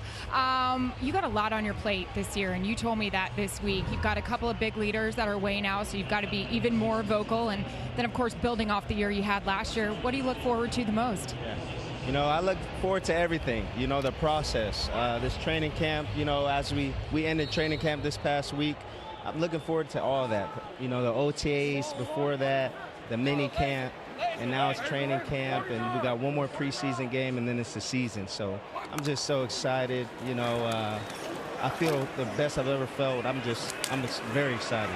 Yeah, you said that your off-season went very well. I can tell you what opposing teams are looking forward to is blocking you. I love in the NFL 100, the Rams came out and said they actually have a Buddha rule. Got to block you anytime you're out there. What'd you think when you heard that? I think it was Cooper Kupp who said it, correct? Yeah, I mean, I would think so, you know, but, you know, that's definitely cool, definitely a blessing to hear guys say those things. But, you know, when I'm on that field and I'm down in that box, those guys are yelling my name. So, you know, I kind of understand the process, and, you know, I just try to do my job at a high level. So I need you to take me back. Think about the times you played the Carolina Panthers. There was a tight end on that team, Greg Olsen. He's now joining us. He said he remembers the days when he would have to match up against you, and that was the rule, you know, find Buddha. How did he fare against you? Do you remember? Can you take us back? That old guy, yes. He just had 17 chicken fingers up there, by the way. I believe it. I believe it. Man, I remember that dude as a big guy, big tight end, guy who can go up and get it. In his later years, you know, he still got the ball. They still gave him good catches, had some good catches. His yards after catch could have been a little better, but you know, that's a great tight end right there. I love all of this. Thank you so much. Good to talk to you. Good luck the rest of the year. Thank you. All right, Greg, what do you have? Aaron, grab Buddha real quick. Oh, hold on. Greg has a response, okay? Hey, just tell Buddha that he's lucky he got me in years 13, 14 at the end. If I would have got him in my prime, man, it would have been a long day. He basically said, and I'm cleaning it up, if you had gotten him in his prime, you're lucky you got him in year 13, 14. Any response? Hey, well, you know, I'm just trying to aspire to make it that long in the league. So kudos to him, but, you know, like you said, he's a little before my time. So you work in the booth up there, man. Thanks, Buddha. Guys, I believe he called you an old man. I think that's what just happened. Yeah, we're gonna have to vet those interviews. Yeah, that was fun. Yeah, that was awesome. Buddha, thanks for joining us. End of the third quarter, 24-3.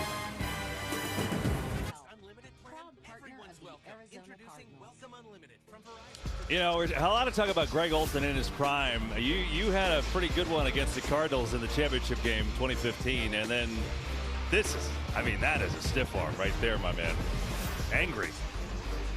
You need to get Buddha to ask around the Cardinals locker room. Maybe some of the older guys might remember. I've had a few good games against them in the past, KB. But it's a new beginning. Now I'm in the booth with you. We're having a blast. Here's the most important question. Mike Pereira, was that a face mask? Was that a legal play by Greg Olsen in that clip? I just would have liked to have seen what he did after that, because I suspect he probably grabbed it, twisted, and it probably was, but he still shot. It looked legal. That's why we didn't show the video. Yeah, that's what I. The rest of it. Mike, I've never had a penalty called against me that was a correct call. You know, let's look again. You know, here's the thing. You know, this is an open hand. So let's talk about this. See that thumb right there? It's not around the face mask, Mike. You see what I'm saying? That is a clean, open palm to the face. That is a legal play. I think I got 107 yards on that play in the Super Bowl, give or take. And that's how I remember it. I'll give you that still shot. But if you never got called for a penalty in your entire career, we missed a few. No, I got called for a penalty. They were just never justified. Oh, they were always bad calls upon review. When Coach sent them in during the week, they got it. Here's the good news. Mike has a couple weeks for the opener to review every one of your flags. I hope you got a lot of time. I've had a bunch of. I jumped off sides one time. False started 3 times in one game. How's that? It's not ideal. 4th and 1 here. Arizona's going to go for it, and they're going to get it. As Ingram has the carry, and they'll continue on the drive as we play in this 4th quarter. And that's important because Kyler Murray, you know, look, he's serious. He's got the call sheet. He's got the red marker out. He got to call 1 series last week. Let's see if he holds it. Does he hold it up to his mouth? That's how you know you're a true play caller. You think everybody in the stadium's reading your lips. We're going to keep a camera on him, see if he's adopted the cover the face play call. There he goes. See how his call does. McSorley loading up, going deep, just an overthrow. Had a man Pierce, the tight end down there, couldn't hit him. You know, this might seem like a nothing, right? This might seem just like a fun little exercise for Kingsbury, Coach Kingsbury, to get, you know, his starting quarterback some calls. But this is a great insight. We talked about it earlier in the broadcast. It gives a good look into the mind of a play caller, the mind of a signal caller there at quarterback. So now when the regular season comes along and now he's under center, he knows a little bit more about how his brain works. What plays does he like to set up future plays and handle situations? They're going to get something out of this. Well, You touched on this with Kingsbury looking on. Cliff told us this week he'd be hard to play for. He's tough on the quarterback. Wait a second. Isn't he supposed to be quarterback friendly? You know, I've always found the really good players can't understand why you just can't do it like that. Right? Like, he can't understand why a guy can't run around 4-3, make 4 guys miss, and just throw a 60-yard rope. It's like, just do that. You know, sometimes the really good players get very frustrated as coaches because they can't get everyone to see it and do it the way they do. But he's got high expectations for these quarterbacks, and you mentioned it. Cliff was pretty adamant about it. Got a 3rd down call here. Sorley has it protected over the middle. Fires. He's got a completion, and the drive continues. Bolden got that one. And Arizona's drive with Kyler Murray on the calls. Get a few more calls here. You know, the key to this protection is watch them pick up all this blitzing on the right side. He's got nothing but space now out to the left. They brought the pressure off his right. He redirected the offensive line. He knows he has plenty of time now to wait for that dig to come in. He hits Bolden square in the face mask. He almost dropped it, but he was able to hang on. Over the middle, Ingram in stride, inside the 20 and inside the 15, and another 1st down for Arizona. Make that Pledger.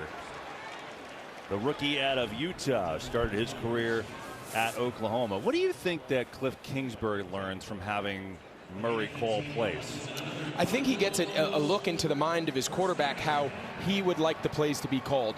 Right? Every play has an afterlife. Every play leads to the next. Every situation is an insight into how you think, how you process. So now for Cliff Kingsbury to sit there and watch his starting quarterback now call play after play without having to give him any input. As Pledger absorbs a big hit from John Ross. Right, so he's making all these calls without really any input from everybody else. So it's a real authentic look into how he sees the game. And again, Cliff knows him really well. They go back a long way.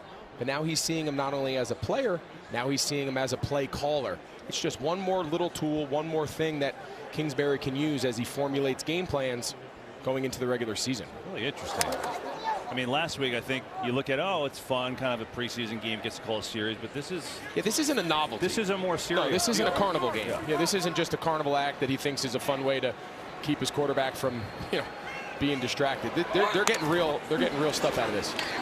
McSorley flushed out of the pocket. Flag flies, might be coming back over the hold as McSorley trots inside the 10. Holding, offense, number 54. 10-yard penalty. 2nd down. Yeah, that's the rookie Lacita Smith getting some time tonight. He's been a left guard in his college career at Virginia Tech, where they're playing him a lot at center, trying to get him versatile to play both positions. Yeah, Steve Keim, the general manager, he came up in the booth before the game to say hi, and he said, listen, I got 2 young offensive linemen. Lacita Smith is one of them, and then Marquise Hayes, who's out tonight, the guard from Oklahoma. He's like, I got 2 young guys in the draft this year that are athletic, they're strong. He said they're going to be a big part of our offensive line future. We're able to see a little bit of Lacita Smith tonight, as you mentioned, playing a little more center. McSorley floats one. End zone incomplete. Just over the arms of Isabella.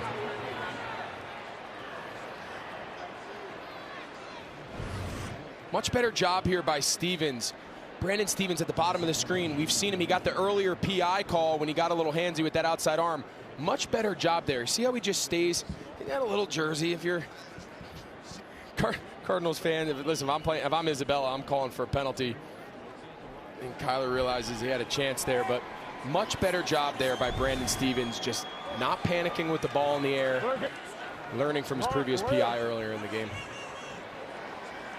Got some confusion down here. These guys are struggling to get lined up. They're going to call timeout. First charge, timeout in the 2nd half. Arizona, 30-second timeout. And so it's great to be back tonight, but the regular season kicks off September 11th. Week 1, it's a doubleheader on Fox. Trey Lance, that era begins for the 49ers. They take on the Bears.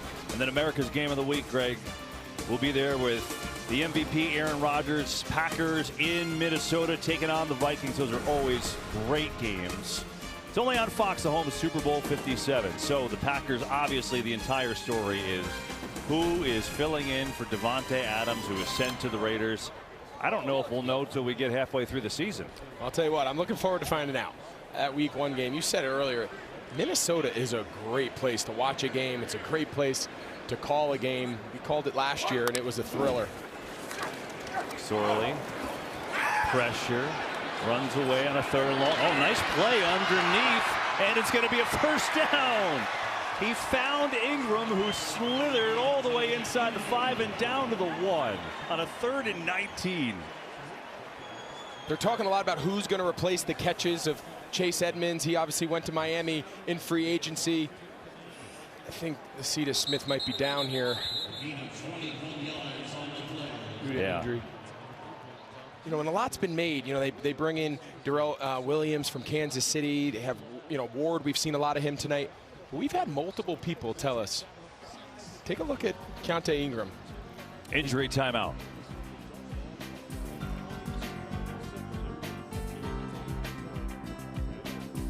Siragusa, Goose, who was part of the NFL for almost 3 decades. As a Baltimore Raven, he won a Super Bowl in 2000.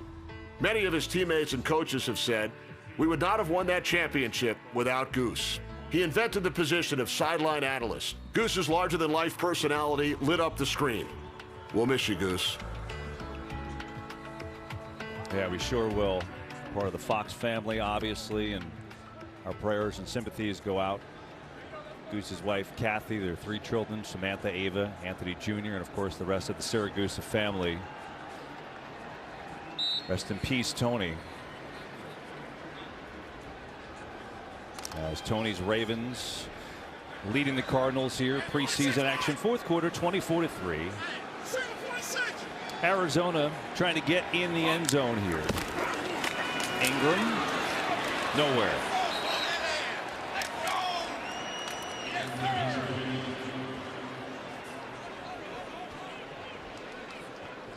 And so a 2nd down and goal. I used to love when Goose would call some of our games, Kev. He'd come, you know, they used to come to Friday practices and he'd be out there holding court. Called some of our playoff games earlier in my career in Chicago. He was like a larger-than-life personality. Kenny Albert voicing that piece. Of course, Goose's teammate for so long. Here's McSorley. Pumping, looking to get to the end zone. Diving, and he's in. Touchdown, Arizona.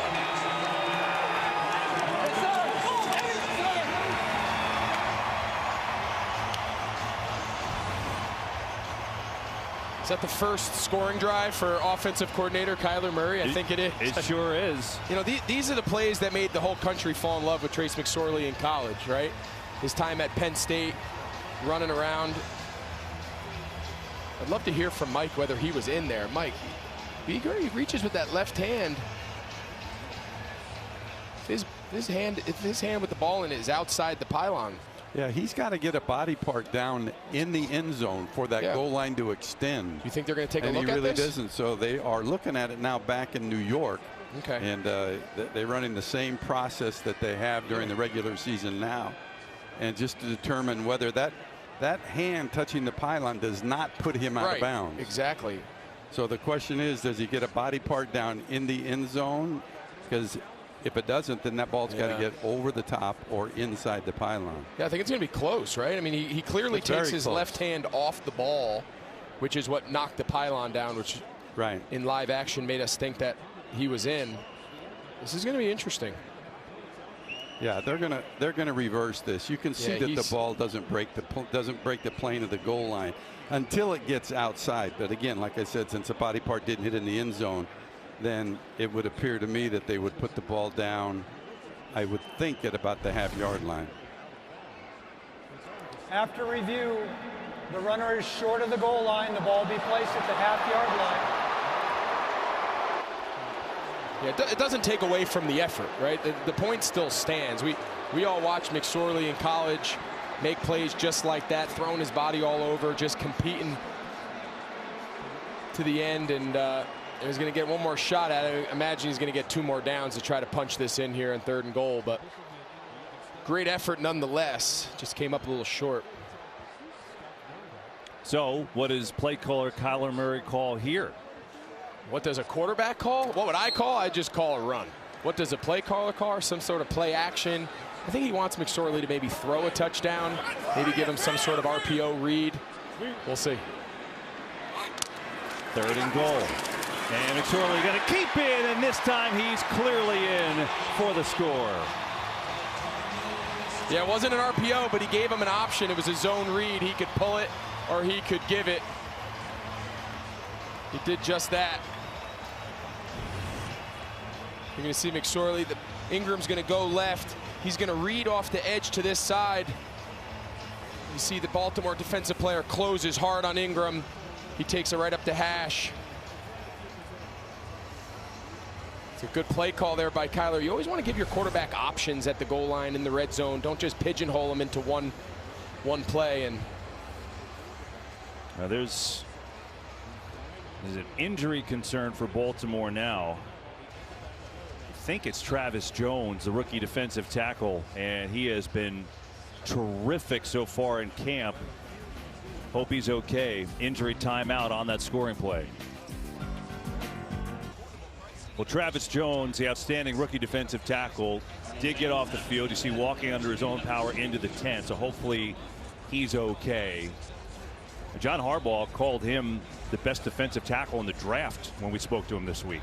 Which is saying a lot. We saw some guys at that position go pretty high. Right, he was a 3rd round pick. Yeah, so that's how much he thinks of Travis Jones, and hopefully he's all right. So that happened on the scoring play on the McSorley run. So now the point after from Prater.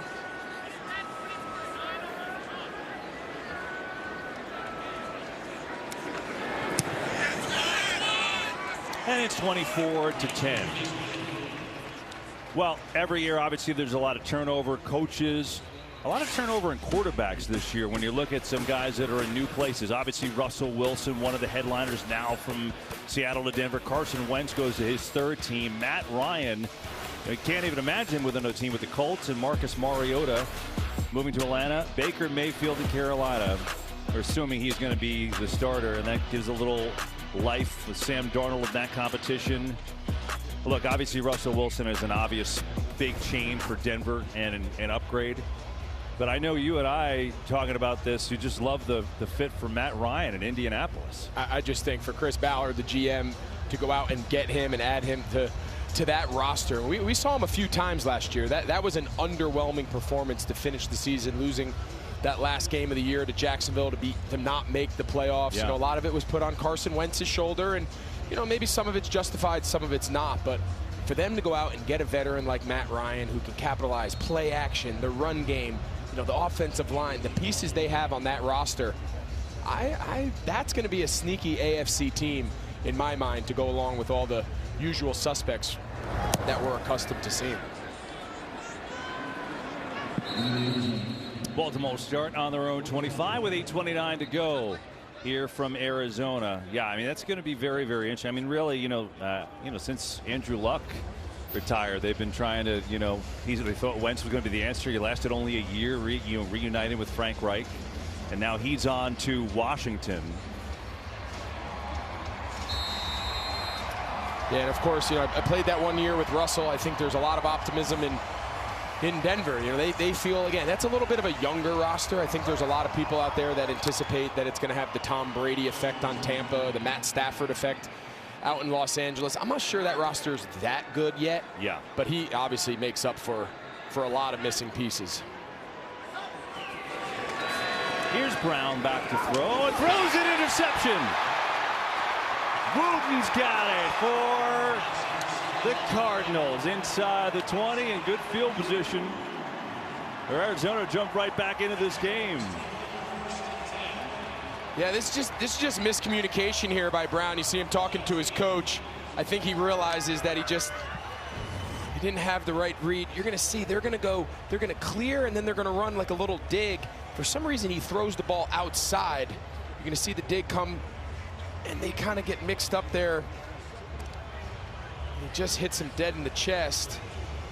Chandler Wooten, again, young quarterback Anthony Brown, just getting accustomed to this offense, but for whatever reason, he just didn't have a great feel for where his wide receiver was going to be and just put the ball on the wrong side. New quarterback Jarrett Garantano is in the game.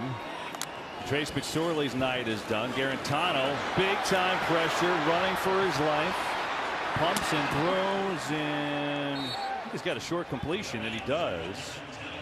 Jontre Kirkland held on to it for a couple of yards. So Garantano getting his opportunity after McSorley played most of tonight.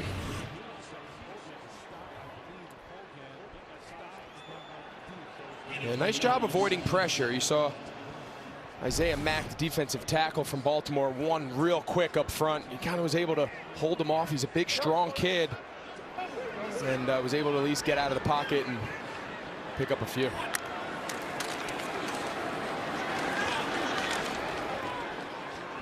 Let's go down to Tom, who's with another tight end. You're going to love this. A good one. Mark Andrews. Tom? And an all-pro tight end at that. Mark, when you are not in a game at all and you're locked in and watching the way things unfold, how anxious are you to be out there, and what are you doing mentally? Man, I just want to be out there with your guys, you know, playing, but just trying to execute, you know, in your head, you know, imagine what you're going to do. And we've been playing super hard tonight. It looks a lot of guys making a lot of plays, so I'm excited about that. Talking to Lamar earlier this week, he said he almost felt like you guys had an instant chemistry with one another. What's been the basis of that? Just playing football, man. He's so good. He sees the game so well. So for me, it's just about getting open, making plays, and just being there for him. We see a touchdown there, obviously, but just real quick, Mark, you got to break down the chain for us. What's the chain? It's part of Lamar. Lamar hooked me up. It's African Wild Dog, so just representing. How long have you had it? Like I said, Lamar hooked it up. You got it. You got it. Thanks for a little bit of time, Mark. Appreciate it. You. Yep. Well, that's some chain from Lamar, and that's some play in the catch by Jontre Kirkland for the touchdown. Yeah, they call this a big box fade. You line up as the number 2 receiver, meaning you're inside, but you end up running the widest fade. What a great start here. So Garantano comes in, fires a touchdown, and this game isn't over. No, I mean, a couple minutes ago it was 24-3, and we're thinking this is number 22 in a row, and Garantano comes in following the pick, and got ourselves a 1-score game pending this extra point. I got a lot of questions, a lot of follow-up questions for Mark on his chain. Is it his chain? It sounded like it was gifted from Lamar. Got a lot of questions. So, extra point is good. We've got a 7-point game. We talked about the new quarterbacks in new places, Greg. What about new coaches around the league? See where we stand here, and there's been a lot of change. Dennis Allen takes over for Sean Payton because Sean's with us, in case you missed the pregame and the halftime show. Todd Bowles now for Bruce Arians. Todd's obviously been on the staff, and then Daboll comes over from Buffalo. Hackett goes to coach Russell Wilson from coaching Aaron Rodgers. McDaniel in Miami. Josh McDaniels, you feel like he's been talking about when's his next head coaching job going to come? That's a really interesting situation. I'm curious to see what he does there with Devontae Adams. I think a lot of those situations, right? There's a few that are rebuilds. You look at the Giants, you look at a few of those. But I think there's also a lot of intriguing ones. The Josh McDaniels at the Raiders out in Vegas, to me, that stands out. And then also, we talked our Week 1 game, Vikings host Green Bay. Kevin O'Connell, I think, bringing a little offensive mode to Kirk Cousins, and that, kind of a change of pace from Mike Zimmer for such a long time. I think that team, Justin Jefferson, they got some guys on the squad there. I think he's got some pieces to work with offensively there in Minnesota. So I have a question. Is Cliff Kingsbury worried for his play calling job? Because Kyler Murray, as offensive coordinator, has led 2 touchdown drives. Look, they say this is a results-oriented business. And I think the results today are pretty clear. I think Kyler Murray's taken over the reins. I think he needs to replace Cliff Kingsbury. I think tomorrow that's the headline. I think going forward he's going to call his own plays and play quarterback. But how great is that? He's talking now with Garantano. They're talking a little strategy there. He's with Cam Turner, the pass game coordinator. I mean, yeah, you know what he's calling for? He's saying, listen, we're going to get this ball back, and we're going to go get a touchdown and go for 2 and win the game and end this streak. Remember, that's what he's saying. Baltimore's on that 21-game preseason win streak. Yeah, and this game's not going to end in a tie. If they score, If they hold Baltimore and they got one more score here, they're going to go for 2 and try to end this thing. We got a lot of game left. I think right now for Anthony Brown, though, they start him off with a conservative run. If I'm Greg Roman, the offensive coordinator, I want to get him a completion, right? If I have a young quarterback that undergoes a little adversity, throws a pick, some miscommunication on the route, on the possession before they empty it out here, I'd get him a... There you go. Trying to float one to Bridges, who makes the catch right around the first down marker. We'll see where they spot. It looked like he had it. Shamar Bridges had a touchdown last week. There's been a lot of talk about him because the Ravens do not have a lot of big, tall receivers, and he is tall. He's 6'4", and he's got long arms. See the catch there. Yeah. He had a Fort Valley State, the D2 school.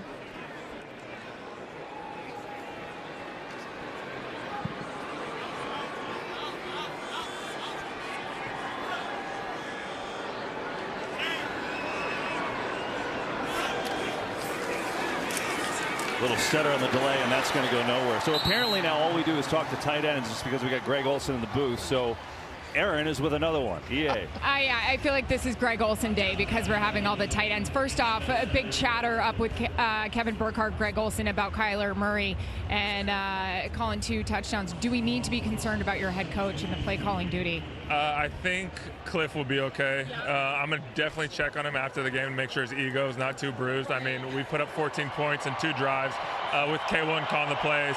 But I know K1's going to definitely let all of us know about this after the game. What do you think about the philosophy of having somebody, he's missed time, having him call plays like that? Yeah, I mean, I think it's definitely unique. I think it gives him a way to see the game I would say, just in a very different perspective.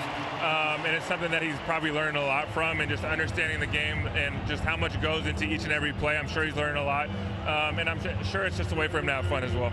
Well, I know you're not having fun right now because you do have a calf injury, but off the field, things are fun. You look great. You don't look like you have bags under your eyes, but congratulations to you and Julie for your new son, Matthew Ertz.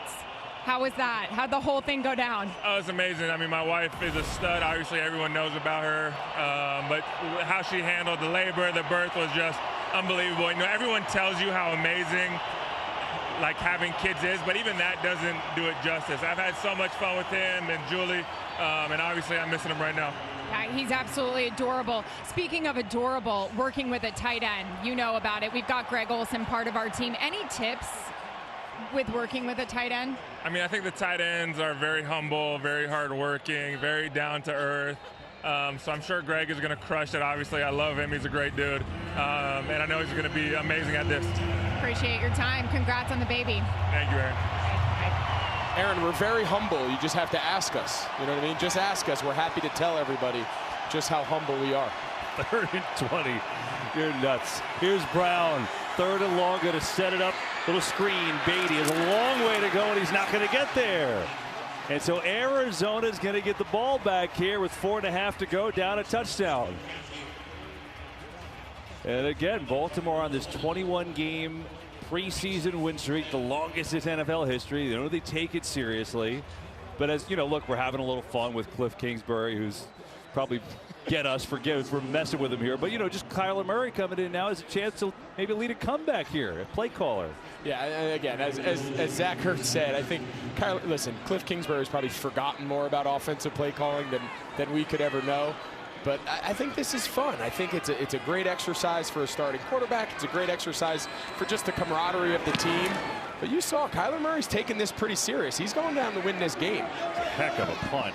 Goes out of bounds right around the 15. That is a bomb of a kick. And 58-yarder with no return. Well, here's what we're talking about. Of course, Zach Ertz playing along with the fun. Play calling duties tonight. Cliff Kingsbury offense 3, Kyler Murray 14. That's points. Kingsbury's going to kill us. He is going to never talk to us again. He is never going to talk to us again. We're just having fun. It's the 4th quarter of a preseason game. Don't go crazy. Olsen wants to write off Kingsbury. Don't write headlines. He's going to be fine. I think he's going to be fine. But it is cool to see Murray taking it so seriously, and it's turned into a fun finish here. No doubt.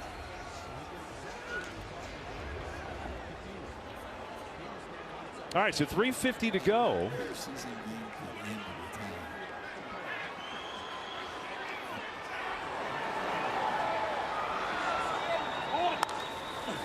Garantano on the fake. A lot of time over the middle. Incomplete. Trying to get to Kirkland, who had the touchdown on the last drive, and it's 2nd down.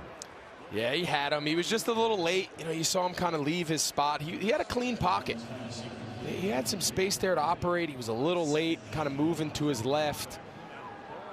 Kind of spiked it a little bit. You'd like to see him just hang in the pocket, trust his eyes, and deliver that ball with a little more pace. But, you know, we talked earlier about Trace McSorley and some of these young guys getting experience. Anthony Brown, well, a lot of these guys are all in the same boat. Garantano over the middle, incomplete. Try to get it back to Ingram again, but it was a nice play. Well done by Ardarius Washington. And now a 3rd down and 10. You know, for Garantano, a guy that played 4 years at Tennessee and then ended up transferring to Washington State, but he only played 2 games last year with a knee. So, you know, how to evaluate a guy like that. And again, he's trying to play, if not for this team, every other team. To make a team, to make a practice squad is an important time for him. That's a great point. You know, these guys are not only auditioning for their current roster, there's 31 other teams that have scouts and coaches that are going to evaluate this film. 3rd and 10. Back to throw over the middle. He's got a completion. It is Pierce right down the middle and a big gainer and a 1st down.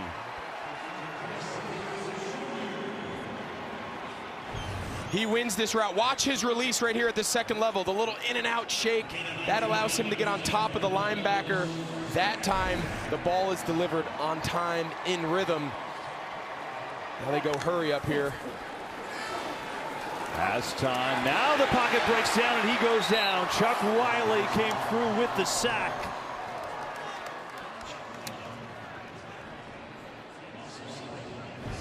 See Chuck Wiley here off the edge. He's just going to run the hoop. You know, these guys spend all day. There's these hoops on the ground. He just gets on the edge and keeps working. Runs right by the right guard, Rashad Coward.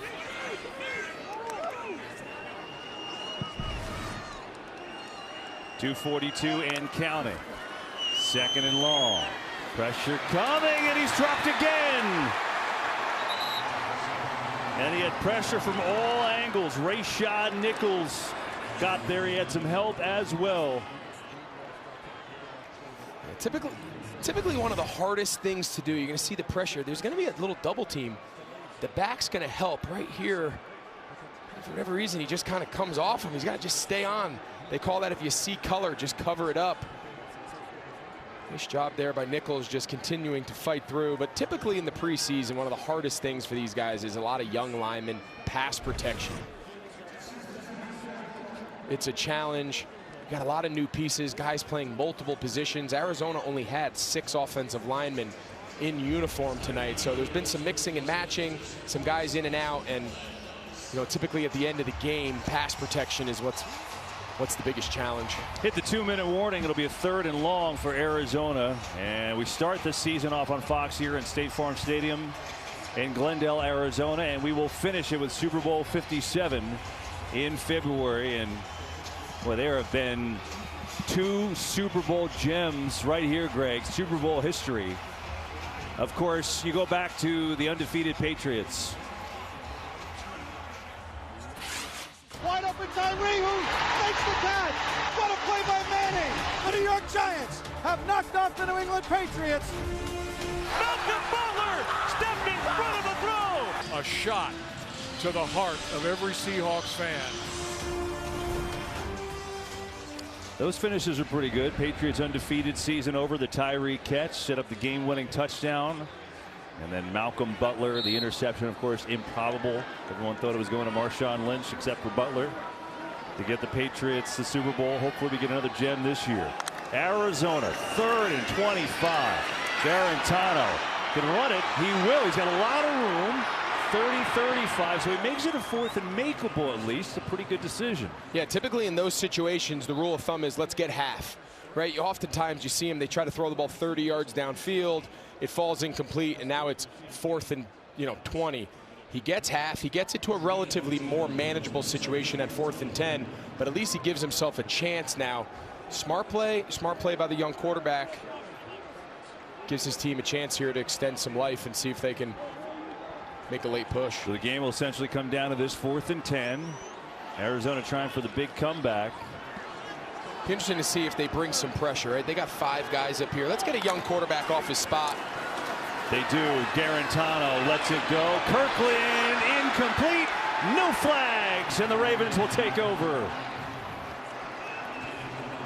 There's that inside fade again. This time defended much better. You see him lined up. He's the number 2 receiver. Really nice job there staying in phase. Or Darius Washington finding the ball, getting his hand back. Just a really good defensive play. But I just like that Arizona had a little fight. You know, we talked a lot about how serious Baltimore takes the preseason. You know, those guys on the sideline of Arizona, they tried to come back and win this game now. They didn't just lay down and say, hey, let's get to a day off tomorrow. They came back from a 24-3 deficit, 2 quick scores here in the 4th quarter, and at least gave themselves a fighting chance. Whoa, the ball wasn't snapped. Everybody went except the center. False start. Offense. Everybody but the center. I told you. There you go. Mike P, I could be a referee. I could be a ref. I don't think you can because you've never committed a foul in your life. But so I know what they look like. I don't know that you can recognize I one. know what they look like. I'm just not the one doing them. I just see everybody else do it. I guess if you're going to get a penalty, you might as well just go for the whole thing. You just had 10 guys false start.